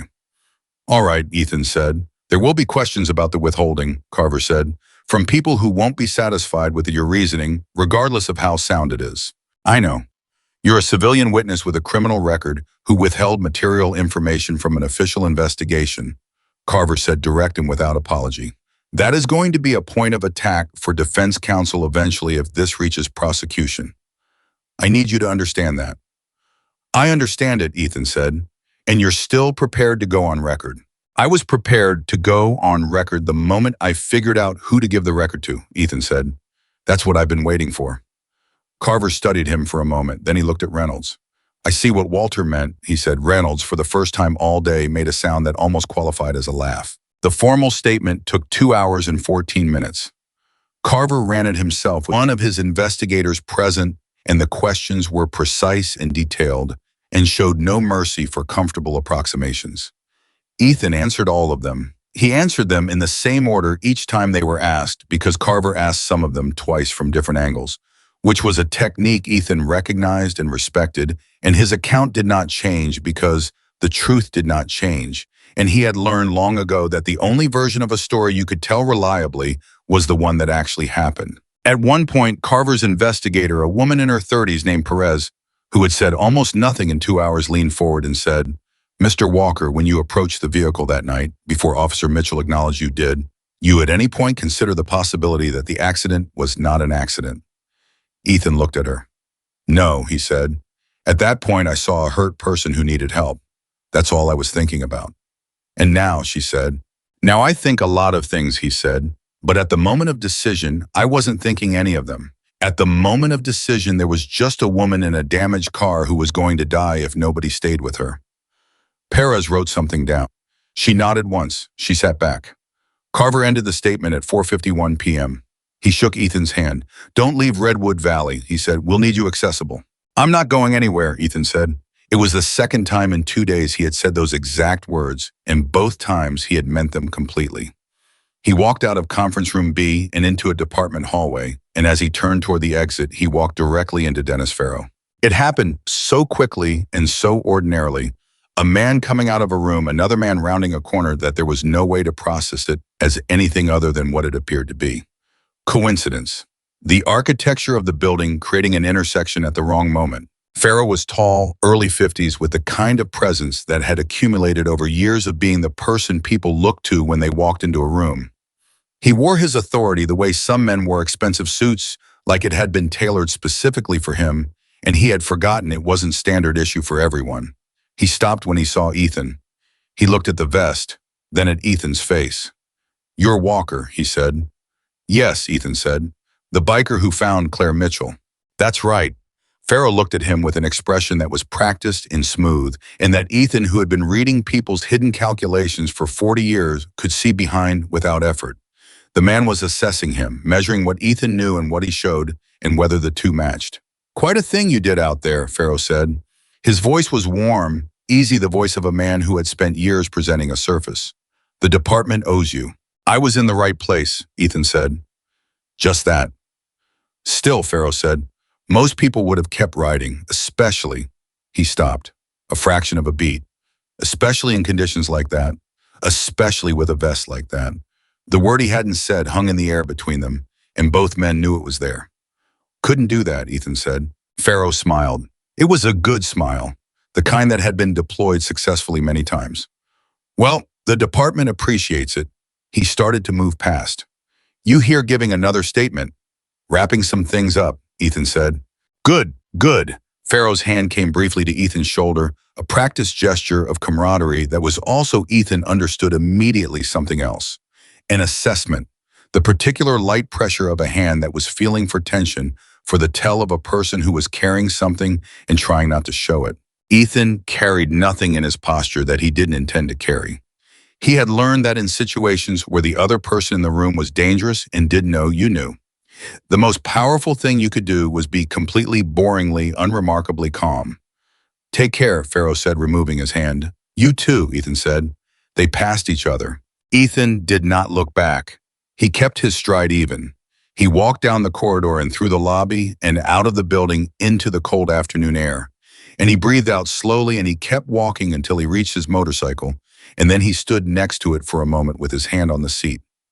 His phone buzzed, a text from a number he didn't have saved, but the message told him who it was from. It was from Reynolds. It said, he just went back to his office, sat down at his desk, picked up his phone. Carver is monitoring. Then 15 seconds later, a second message. Good job in the hallway. Perez was watching from the end of the corridor. Ethan put his phone away. He got on his motorcycle. He thought about the hand on his shoulder and what had been behind it, and whether Pharaoh had found what he was looking for, or had found nothing, and how much longer the window was going to be open before the man decided his options were running out and started making choices that would be harder to manage. He started the engine. His phone buzzed again. Claire, he answered it. You saw him, she said. No preamble. She had been told. He came around a corner, Ethan said. I didn't choose it. I know. Reynolds told me. A pause. Her voice was tight. He put his hand on you. Testing, Ethan said, not threatening. He doesn't know the shape of what's moving yet. He will soon, she said. People like that, they have instincts. They survive because they read the room faster than anyone else. I know, Ethan said. Carver knows too. Ethan, her voice shifted. He heard something in it that she was working to hold steady. That man sent me up a mountain to die. He let the words sit for a moment because they deserve to sit. Yes, he said. He did. I filed a routine query, she said. I didn't even know what I was looking at. I was just doing my job. And he decided. She stopped. I keep thinking about it. I keep thinking about what it means that someone can sit in a building with you, eat lunch in the same room, say good morning in the same hallway, and simultaneously be making decisions about whether you live or die. That's the thing that's hard to hold, Ethan said.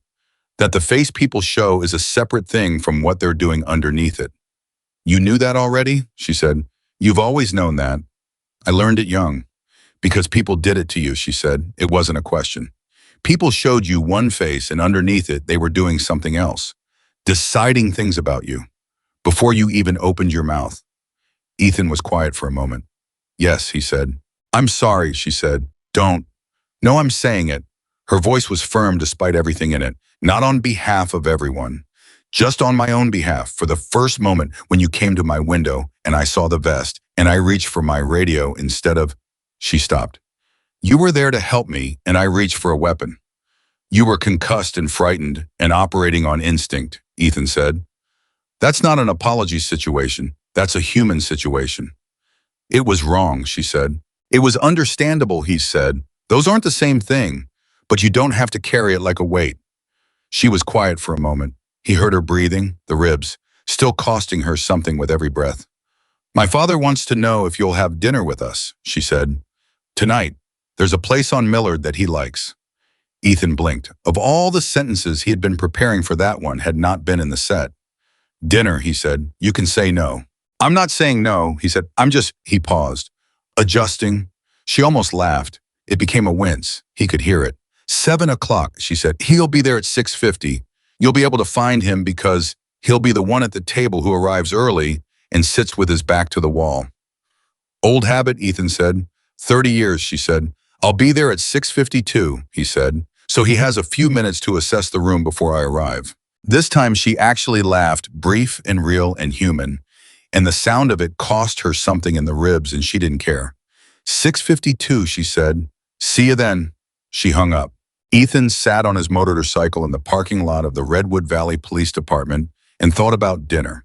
He thought about it with a particular combination of warmth and strangeness that came from experiencing something good in the middle of something difficult, which was he had found where most of the genuinely good things happened. Across the lot in Spot 11, the dark sedan with the triangular dent sat in the cold afternoon light, waiting for the right set of hands to collect its evidence and complete the story it was telling. Ethan looked at it once. Then he rode. Dinner was not what he had expected, which meant it was exactly what it was. Three people at a table who had arrived at each other through extraordinary circumstances and were now attempting the ordinary human work of figuring out what they were to each other. Walter Mitchell arrived at 6:48, 2 minutes ahead of his stated preference, and sat with his back to the wall, exactly as his daughter had predicted. He was wearing civilian clothes, which somehow made him look more like a law enforcement officer than a uniform would have. Some people carry their history in their posture. Ethan arrived at 6:52. Walter saw him from across the room and stood, which was a choice and a deliberate one, because standing to greet someone was a form of recognition that cost something in the pride of a man who had his doubts. "Mr. Walker," Walter said. "Walter," Ethan said, and used the first name carefully because it had been offered implicitly in the way Walter had extended his hand. They sat. Claire arrived 8 minutes later, moving carefully, her color better than the hospital, but her body still broadcasting the aftermath of the accident in the way she held herself, slightly favoring her left side. She sat across from Ethan and looked at both of them and said, "Neither of you has ordered yet, which means you've been sitting here in careful silence." "We were talking," Walter said. "About what?" "Montana weather," Ethan said. She looked at him. He looked back. She shook her head. The dinner lasted 2 hours and 20 minutes, and in that time, the conversation moved through territories that none of them had expected. Walter asked about the SR work genuinely specifically with the questions of a man who understood operational logistics. Ethan answered in the same register, the technical language of emergency response, coming naturally comfortably, the way language does when you have lived in it for years. At one point, Walter said, "The chapter, your brothers. How many of them do this kind of work?" 12 consistently, Ethan said. "A larger group when the situation warrants. We have a network across 3 counties. When something large happens, flood, wildfire, extended search, we can put 40 cable riders in the field within 6 hours. Walter looked at him steadily. 40 riders with CAR training. "Various levels," Ethan said. "Some basic. 4 of us are certified. 2 have medical backgrounds. And nobody knows," Walter said. "Some people know," Ethan said. "The people we've helped know. They tend not to talk about it either because sometimes the help came at a time when they were in situations they don't want publicly associated with their names." Walter was quiet for a moment. "You built a parallel response network," he said, "for people who can't access the official one." "I built what was needed," Ethan said, "because what was needed wasn't being built by anyone else." Walter looked at his hands. He looked at the table. He looked at Ethan. And in the full unguarded expression of a 30-year law enforcement veteran, sitting at a dinner table with a Hells Angel, something moved that was worth watching. "I spent my career believing the structure was the answer," Walter said. "That if the structure was good, the people in it would be good. That the institution was what protected people." He paused. "And then my daughter almost died because someone inside the structure decided she was inconvenient." Ethan said nothing. Walter didn't need a response. He needed someone to hear it. "And the person who kept her alive," Walter continued, "was someone the structure would have told me to distrust on sight." He looked at Ethan steadily. "I don't know how to fully reconcile that yet. I'm telling you honestly." "You don't have to reconcile it tonight," Ethan said. "It's not a problem that resolves in one sitting." "No," Walter agreed, "but I'm working on it." "That's all anyone can do," Ethan said. Claire had been listening to this with the expression of someone watching 2 tectonic plates make contact. She looked from her father to Ethan and back, and she said, "Carver called me this afternoon." Both men looked at her. "Farrow made 3 calls from his personal cell after the hallway encounter with Ethan," she said. Her voice was controlled and careful. "Carver's team was monitoring. 1 call went to a number that connects through 2 cutouts to the distribution network." She paused. "Farrow is spooked. He thinks something is moving and he's trying to manage it." "What did he say on the call?" Walter asked. "Carver didn't share the content, but the fact of the call is itself significant." She looked at Ethan. "You spooked him." I was boring, Ethan said. Apparently not boring enough, she said. Carver thinks they'll move within 48 hours. Either to arrest Farrow before he destroys evidence, or... She stopped. Or Farrow moves first, Walter said. Yes. The table was quiet, then Walter said, what does Carver need? He has what he needs, Claire said. The dispatch logs, the access records, the vehicle, Ethan's statement. She paused. He said the physical evidence is strong. The statement is what ties it together because it places a witness at the location before the accident who can testify to the presence of Farrow's vehicle. Walter looked at Ethan. Your statement. Yes, Ethan said, which means you become the central witness in a prosecution of a 12-year police lieutenant. Yes. Which means defense counsel will come at your background, your affiliation, your prior record, your decision to withhold information from the initial statement, and every other point of attack they can construct. Walter was not softening it. I was giving it directly. And you understand this. I understood it when I gave the statement, Ethan said. And you're not moving. I'm not moving, Ethan said. I've been the convenient explanation my whole life. I'm not interested in being at this time. Walter held his gaze for a long moment. The kind of moment where two people make a decision about each other that is final in a way most decisions aren't. All right, Walter said, and that was all he said. But the way he said it meant something that all of them understood and none of them needed to name. The call came at 11:43 that night. Ethan was home on the couch, not sleeping. He rarely slept well in situations that hadn't resolved when his phone rang with Reynolds' number. They're moving in the morning, Reynolds said. His voice was low and tight with the specific energy of a man who has been awake a long time and has more wakefulness ahead of him. 6 a.m., Carver's team, 2 state investigators, and 2 of my people who weren't connected to anything Farrow managed. What happened? Farrow tried to access the dispatch server admin console at 9:17 tonight. Remote access from home. He was trying to delete the origination records for the redirect call. A pause. Carver's team had placed a shadow on the system. The access attempt was logged. Farrow's deletion went through, but to a mirror file, not the original. He thinks it's gone. It isn't. He knows, Ethan said. He knows something is coming, Reynolds said. He doesn't know how much we have. He was trying to remove the one piece of evidence he thought was most dangerous. The origination record, which is now preserved in triplicate on a state server that Farrow doesn't have access to. Reynolds paused. 6 a.m. Walker, Carver wanted you to know. Why? A pause. Because you're the reason we got here in time, Reynolds said. Before Farrow finished cleaning up, before he decided that the cleaner solution was making a witness disappear instead of evidence. A pause. Carver's words, not mine. Though he stopped, started again. They're mine too, I should have said it earlier. Ethan sat with that. Get some sleep, Reynolds, he said. You too, Reynolds said. Neither of them would. But they said it anyway because sometimes what you say to each other is about more than the literal truth of the words. Sometimes it's about acknowledging that you're both in something together that neither of you chose and neither of you would have designed, and that despite all of that, or maybe because of it, you're going to see it through. Ethan put the phone down. He sat in the quiet of his house. He thought about tomorrow morning, about 6 a.m. and the machinery of consequence, moving the way it moved when it finally, after enough time and enough evidence and enough people refusing to look away, moved in the right direction.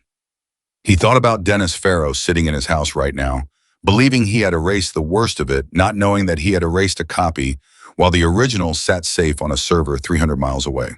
I thought about a 23-year-old officer who had filed a routine database query because she was doing her job, and who had nearly died for it, and who was going to spend weeks recovering in a way that would reshape her understanding of the institution she had given herself to.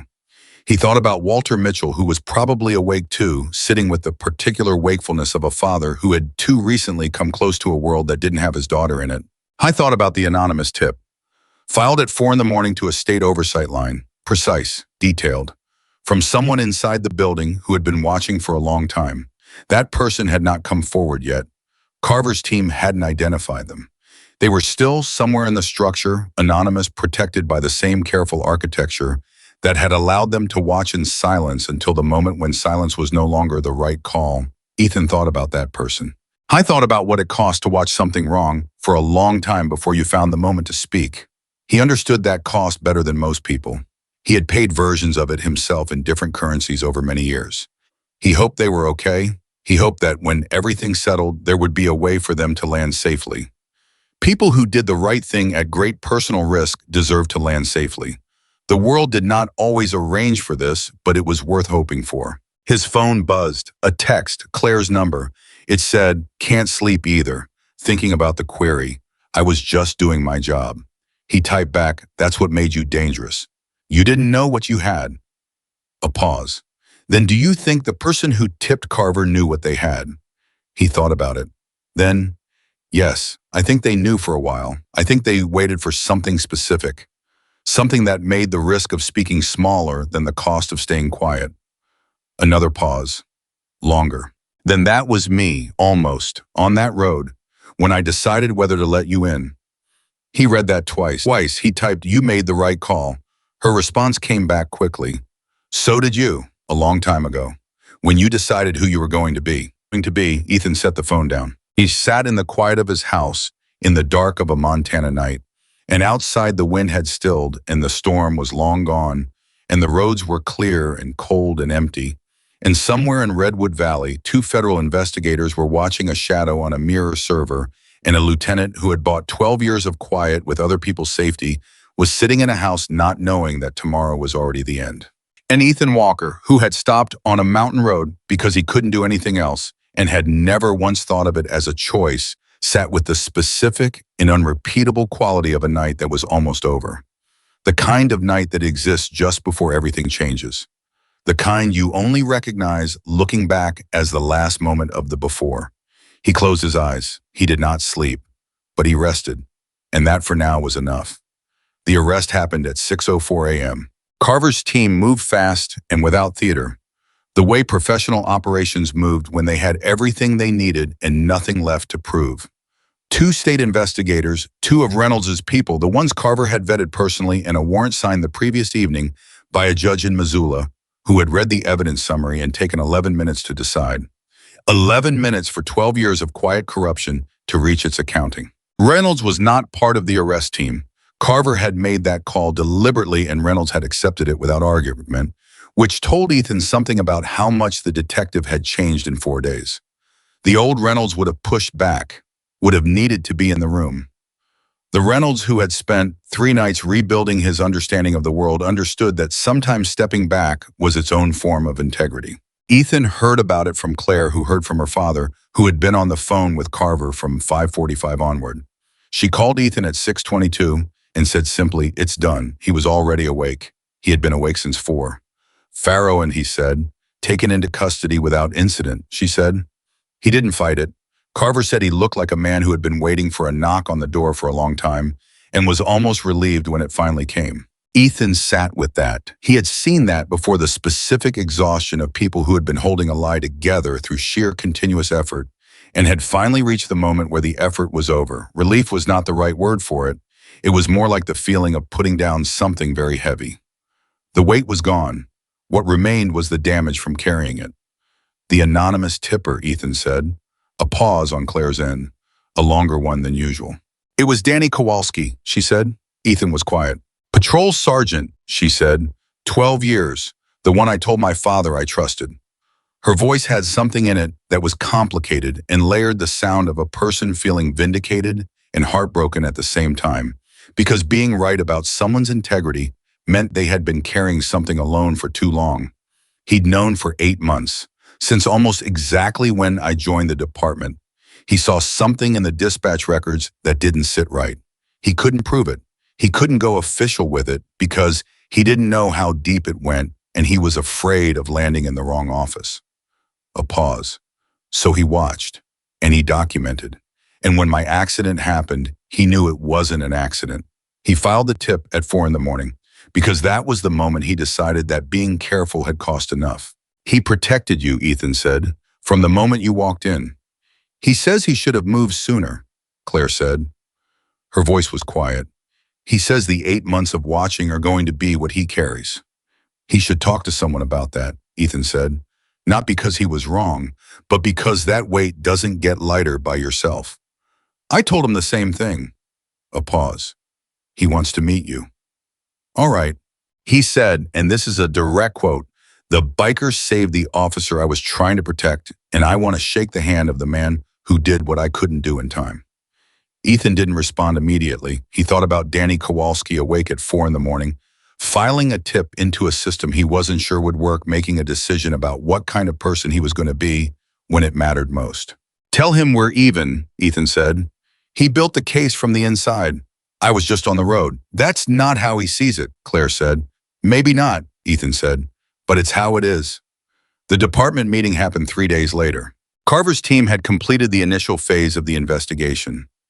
Farrow was in custody. The evidence was preserved, and the network he had been protecting was now unraveling through 4 counties with the specific velocity of something that had only been held together by one person's ability to manage and suppress. Without him, the threads pulled themselves. The meeting was not a press conference. It was not a public announcement. It was a room full of people who worked in a building that had been compromised, gathered to understand what had happened and what came next. Reynolds called it. He stood at the front of the room and he said what needed to be said without decoration and without the institutional language that departments used when they wanted to acknowledge wrongdoing while diluting its weight.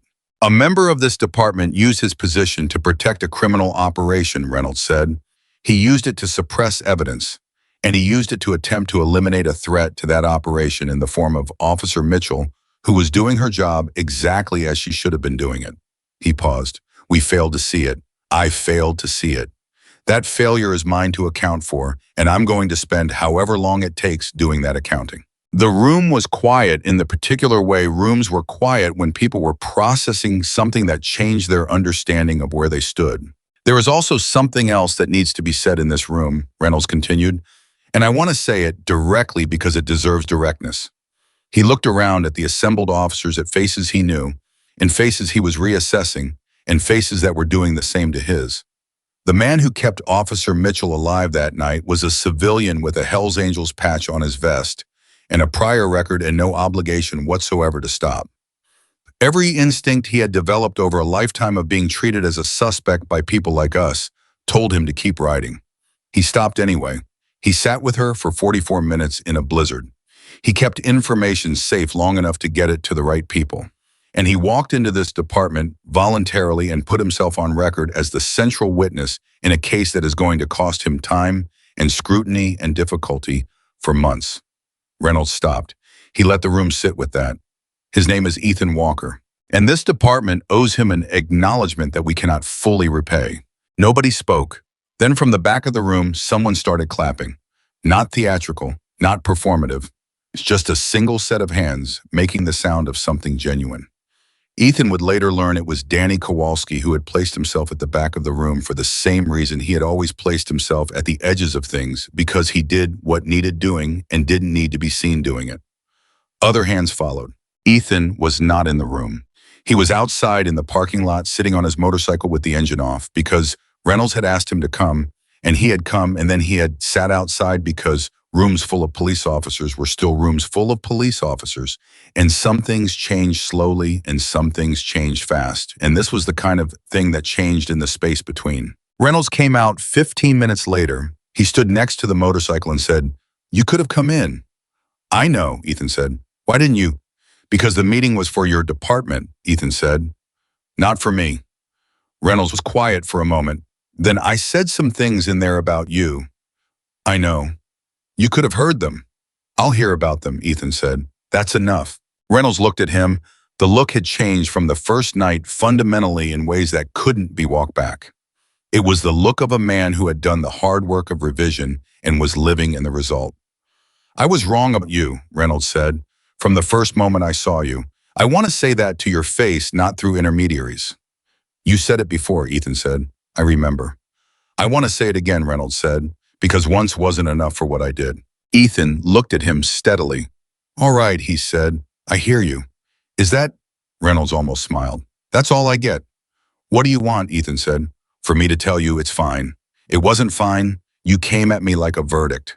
But you also changed your mind when the evidence required it. That's more than most people do." He met Reynolds' eyes. "That matters. More than most people say." Reynolds nodded slowly. He looked at the ground for a moment. When he looked up, there was something in his face that Ethan recognized, not quite peace, but the preliminary condition for it. Claire goes back to duty in 6 weeks, Reynolds said. She wants to stay in Redwood Valley. Good, Ethan said. She's going to be a good detective someday, Reynolds said, if she wants to be. She's already good, Ethan said. She just needs to know that what she found 3 weeks ago, that instinct, that's the thing. That's what makes a career. She trusts it, and she's going to be exceptional. Reynolds said, I'm going to tell her you said that. Tell her I said to trust the thread, Ethan said. She'll know what it means. 6 weeks later, on a Tuesday morning that was cold but clear, Claire Mitchell walked back into the Redwood Valley Police Department in full uniform and sat down at her desk and started her shift.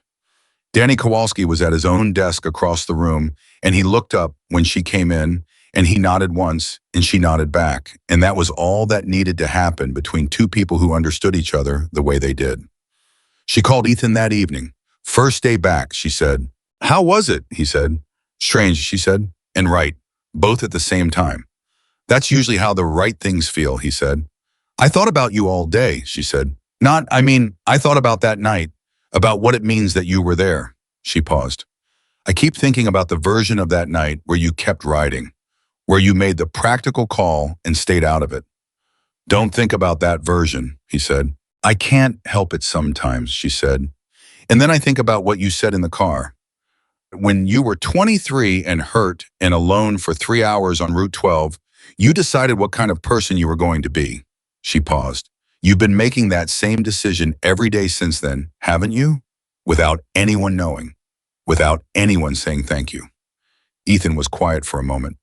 The work doesn't need the thank you, he said. It just needs to be done. I know, she said, but I'm saying it anyway, because you deserve to hear it from someone who knows the whole story. A pause.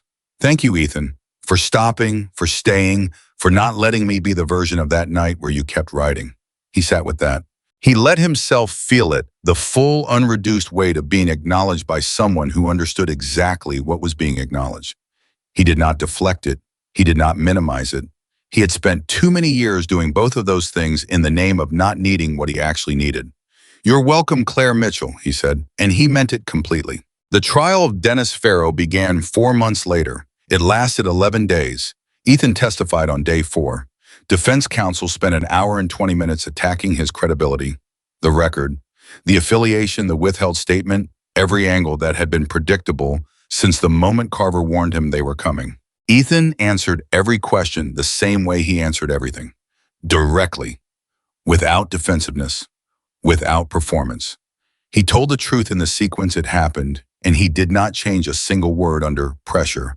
And the jury watched a man sit in a witness box and refuse to be made into what someone else needed him to be, and the watching had its own effect.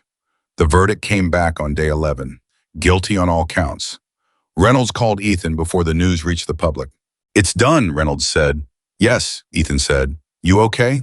It was the second time Reynolds had asked him that question.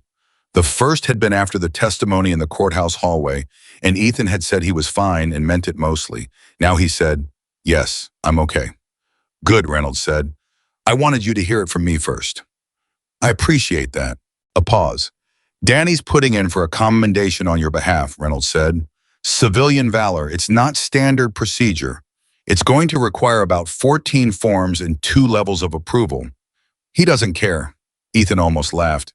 He doesn't need to do that. You can tell him that yourself, Reynolds said. He probably won't listen. He sounds like someone I'd get along with, Ethan said. He is, Reynolds said simply. He is exactly that. Spring came to Montana the way it always came, slowly. Then all at once the cold retreating in stages and then surrendering completely to something green and alive and relentless. Ethan rode the mountain roads the way he had always ridden them, with the specific attention of a man who understood that the road was never just the road.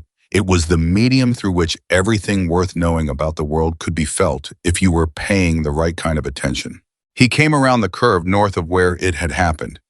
He had ridden past this place many times since February, and each time he looked at the spot, the bend, the pull-out 200 meters ahead, the tree line below. He felt the weight of that night with a precision that never faded and that he had stopped expecting to fade. He had learned to carry it differently, not as a burden, as a marker, as the specific point in his life from which the geography of everything else was now measured. He rode on. His phone rang through the helmet speakers when he was 20 miles north of Redwood Valley. Claire's number. He answered it. The wind was loud, but she spoke clearly, the way she always spoke, direct, certain, with the undertone of someone who had decided that the world was worth engaging with fully and without armor. "Where are you?" she said. "On the road," he said. "Obviously." "Which road?" "North of town, heading up toward the Clearwater." "Of course you are." He could hear the smile in it. "My father is visiting this weekend. He wants to know if you'll come to dinner Saturday." Again. "He likes you," she said. "He won't say that directly, but he asks about you every time we talk. He pretends it's general inquiry, but it's very specifically you." Ethan thought about Walter Mitchell, who had driven through a blizzard and rebuilt the framework of his professional worldview in the span of a week and had said thank you across a dinner table, like a man who understood the weight of the words. "Saturday," Ethan said. "What time?" "7. He'll be there at 6:50. "I'll be there at 6:52, Ethan said. "He's going to figure out your system eventually," she said. "Eventually," Ethan agreed, "but not yet." She laughed, easy and real, and without the wince of healing ribs, because the ribs were healed, because she was back, because that night on the mountain road had a different ending than the one someone had designed for it. "Hey," she said it before hanging up, "the road you're on, is it the same one?" He knew what she meant. He looked at the road ahead, clear and cold, and lined on both sides with the particular beauty of Montana in spring, everything alive and insisting on its aliveness. "Yes," he said. "Does it feel different now?" He thought about it honestly, the way he tried to think about everything without sentimentality, without the comfortable lie of easy resolution. "No," he said. "It feels exactly the same. Cold, long, real." He paused. "But I feel different on it." A pause from her end. "Good," she said quietly. "That's exactly right." She hung up. He rode. The Hells Angels patch on his back was the same patch it had always been. The road was the same road. The cold was the same cold, the kind that got into everything and asked hard questions about what you were made of. What was different was this: somewhere in Redwood Valley, a patrol sergeant named Danny Kowalski was filling out 14 forms on behalf of a man who had told him not to bother. A detective named Marcus Reynolds was sitting at his desk reading the case file of a rookie officer's first major investigation with the expression of a man assembling a new framework from the pieces of the old one. A woman named Claire Mitchell was at her desk pulling a thread on a database query that had come in that morning, following it the way she had learned to follow threads carefully, completely, without letting go. And 40 minutes north on a road that cut through mountains that had no interest in human stories, but contained them anyway. Ethan Walker rode through spring air and felt the thing he had learned to feel without embarrassment or apology. Not pride, not vindication, not the relief of a score being settled or a name being cleared. Something quieter than all of those. The specific, undecorated feeling of a man who had decided long ago what he was going to do when it mattered, and had done it and was still here and would do it again. Not because anyone was watching, not because anyone would know, but because he had a code unwritten, unpublished, never framed on any wall, and the code was simple and old and required nothing but the willingness to live by it. When someone needs help, you help them. Full stop. No footnotes. No exceptions for vests or patches or records or the particular shape of your history. Just someone is hurt and you are there, and so you stop. That was the whole of it. That had always been the whole of it. Ethan Walker rode north into the Montana spring, and behind him the road curved back toward everything that had happened, and ahead of it was everything that had not happened yet, and between the two of them was exactly the life he had chosen. Exactly the man he had built himself into. One decision at a time over 40 years of being told he was something less. He had never been something less. He had always been exactly this, and now finally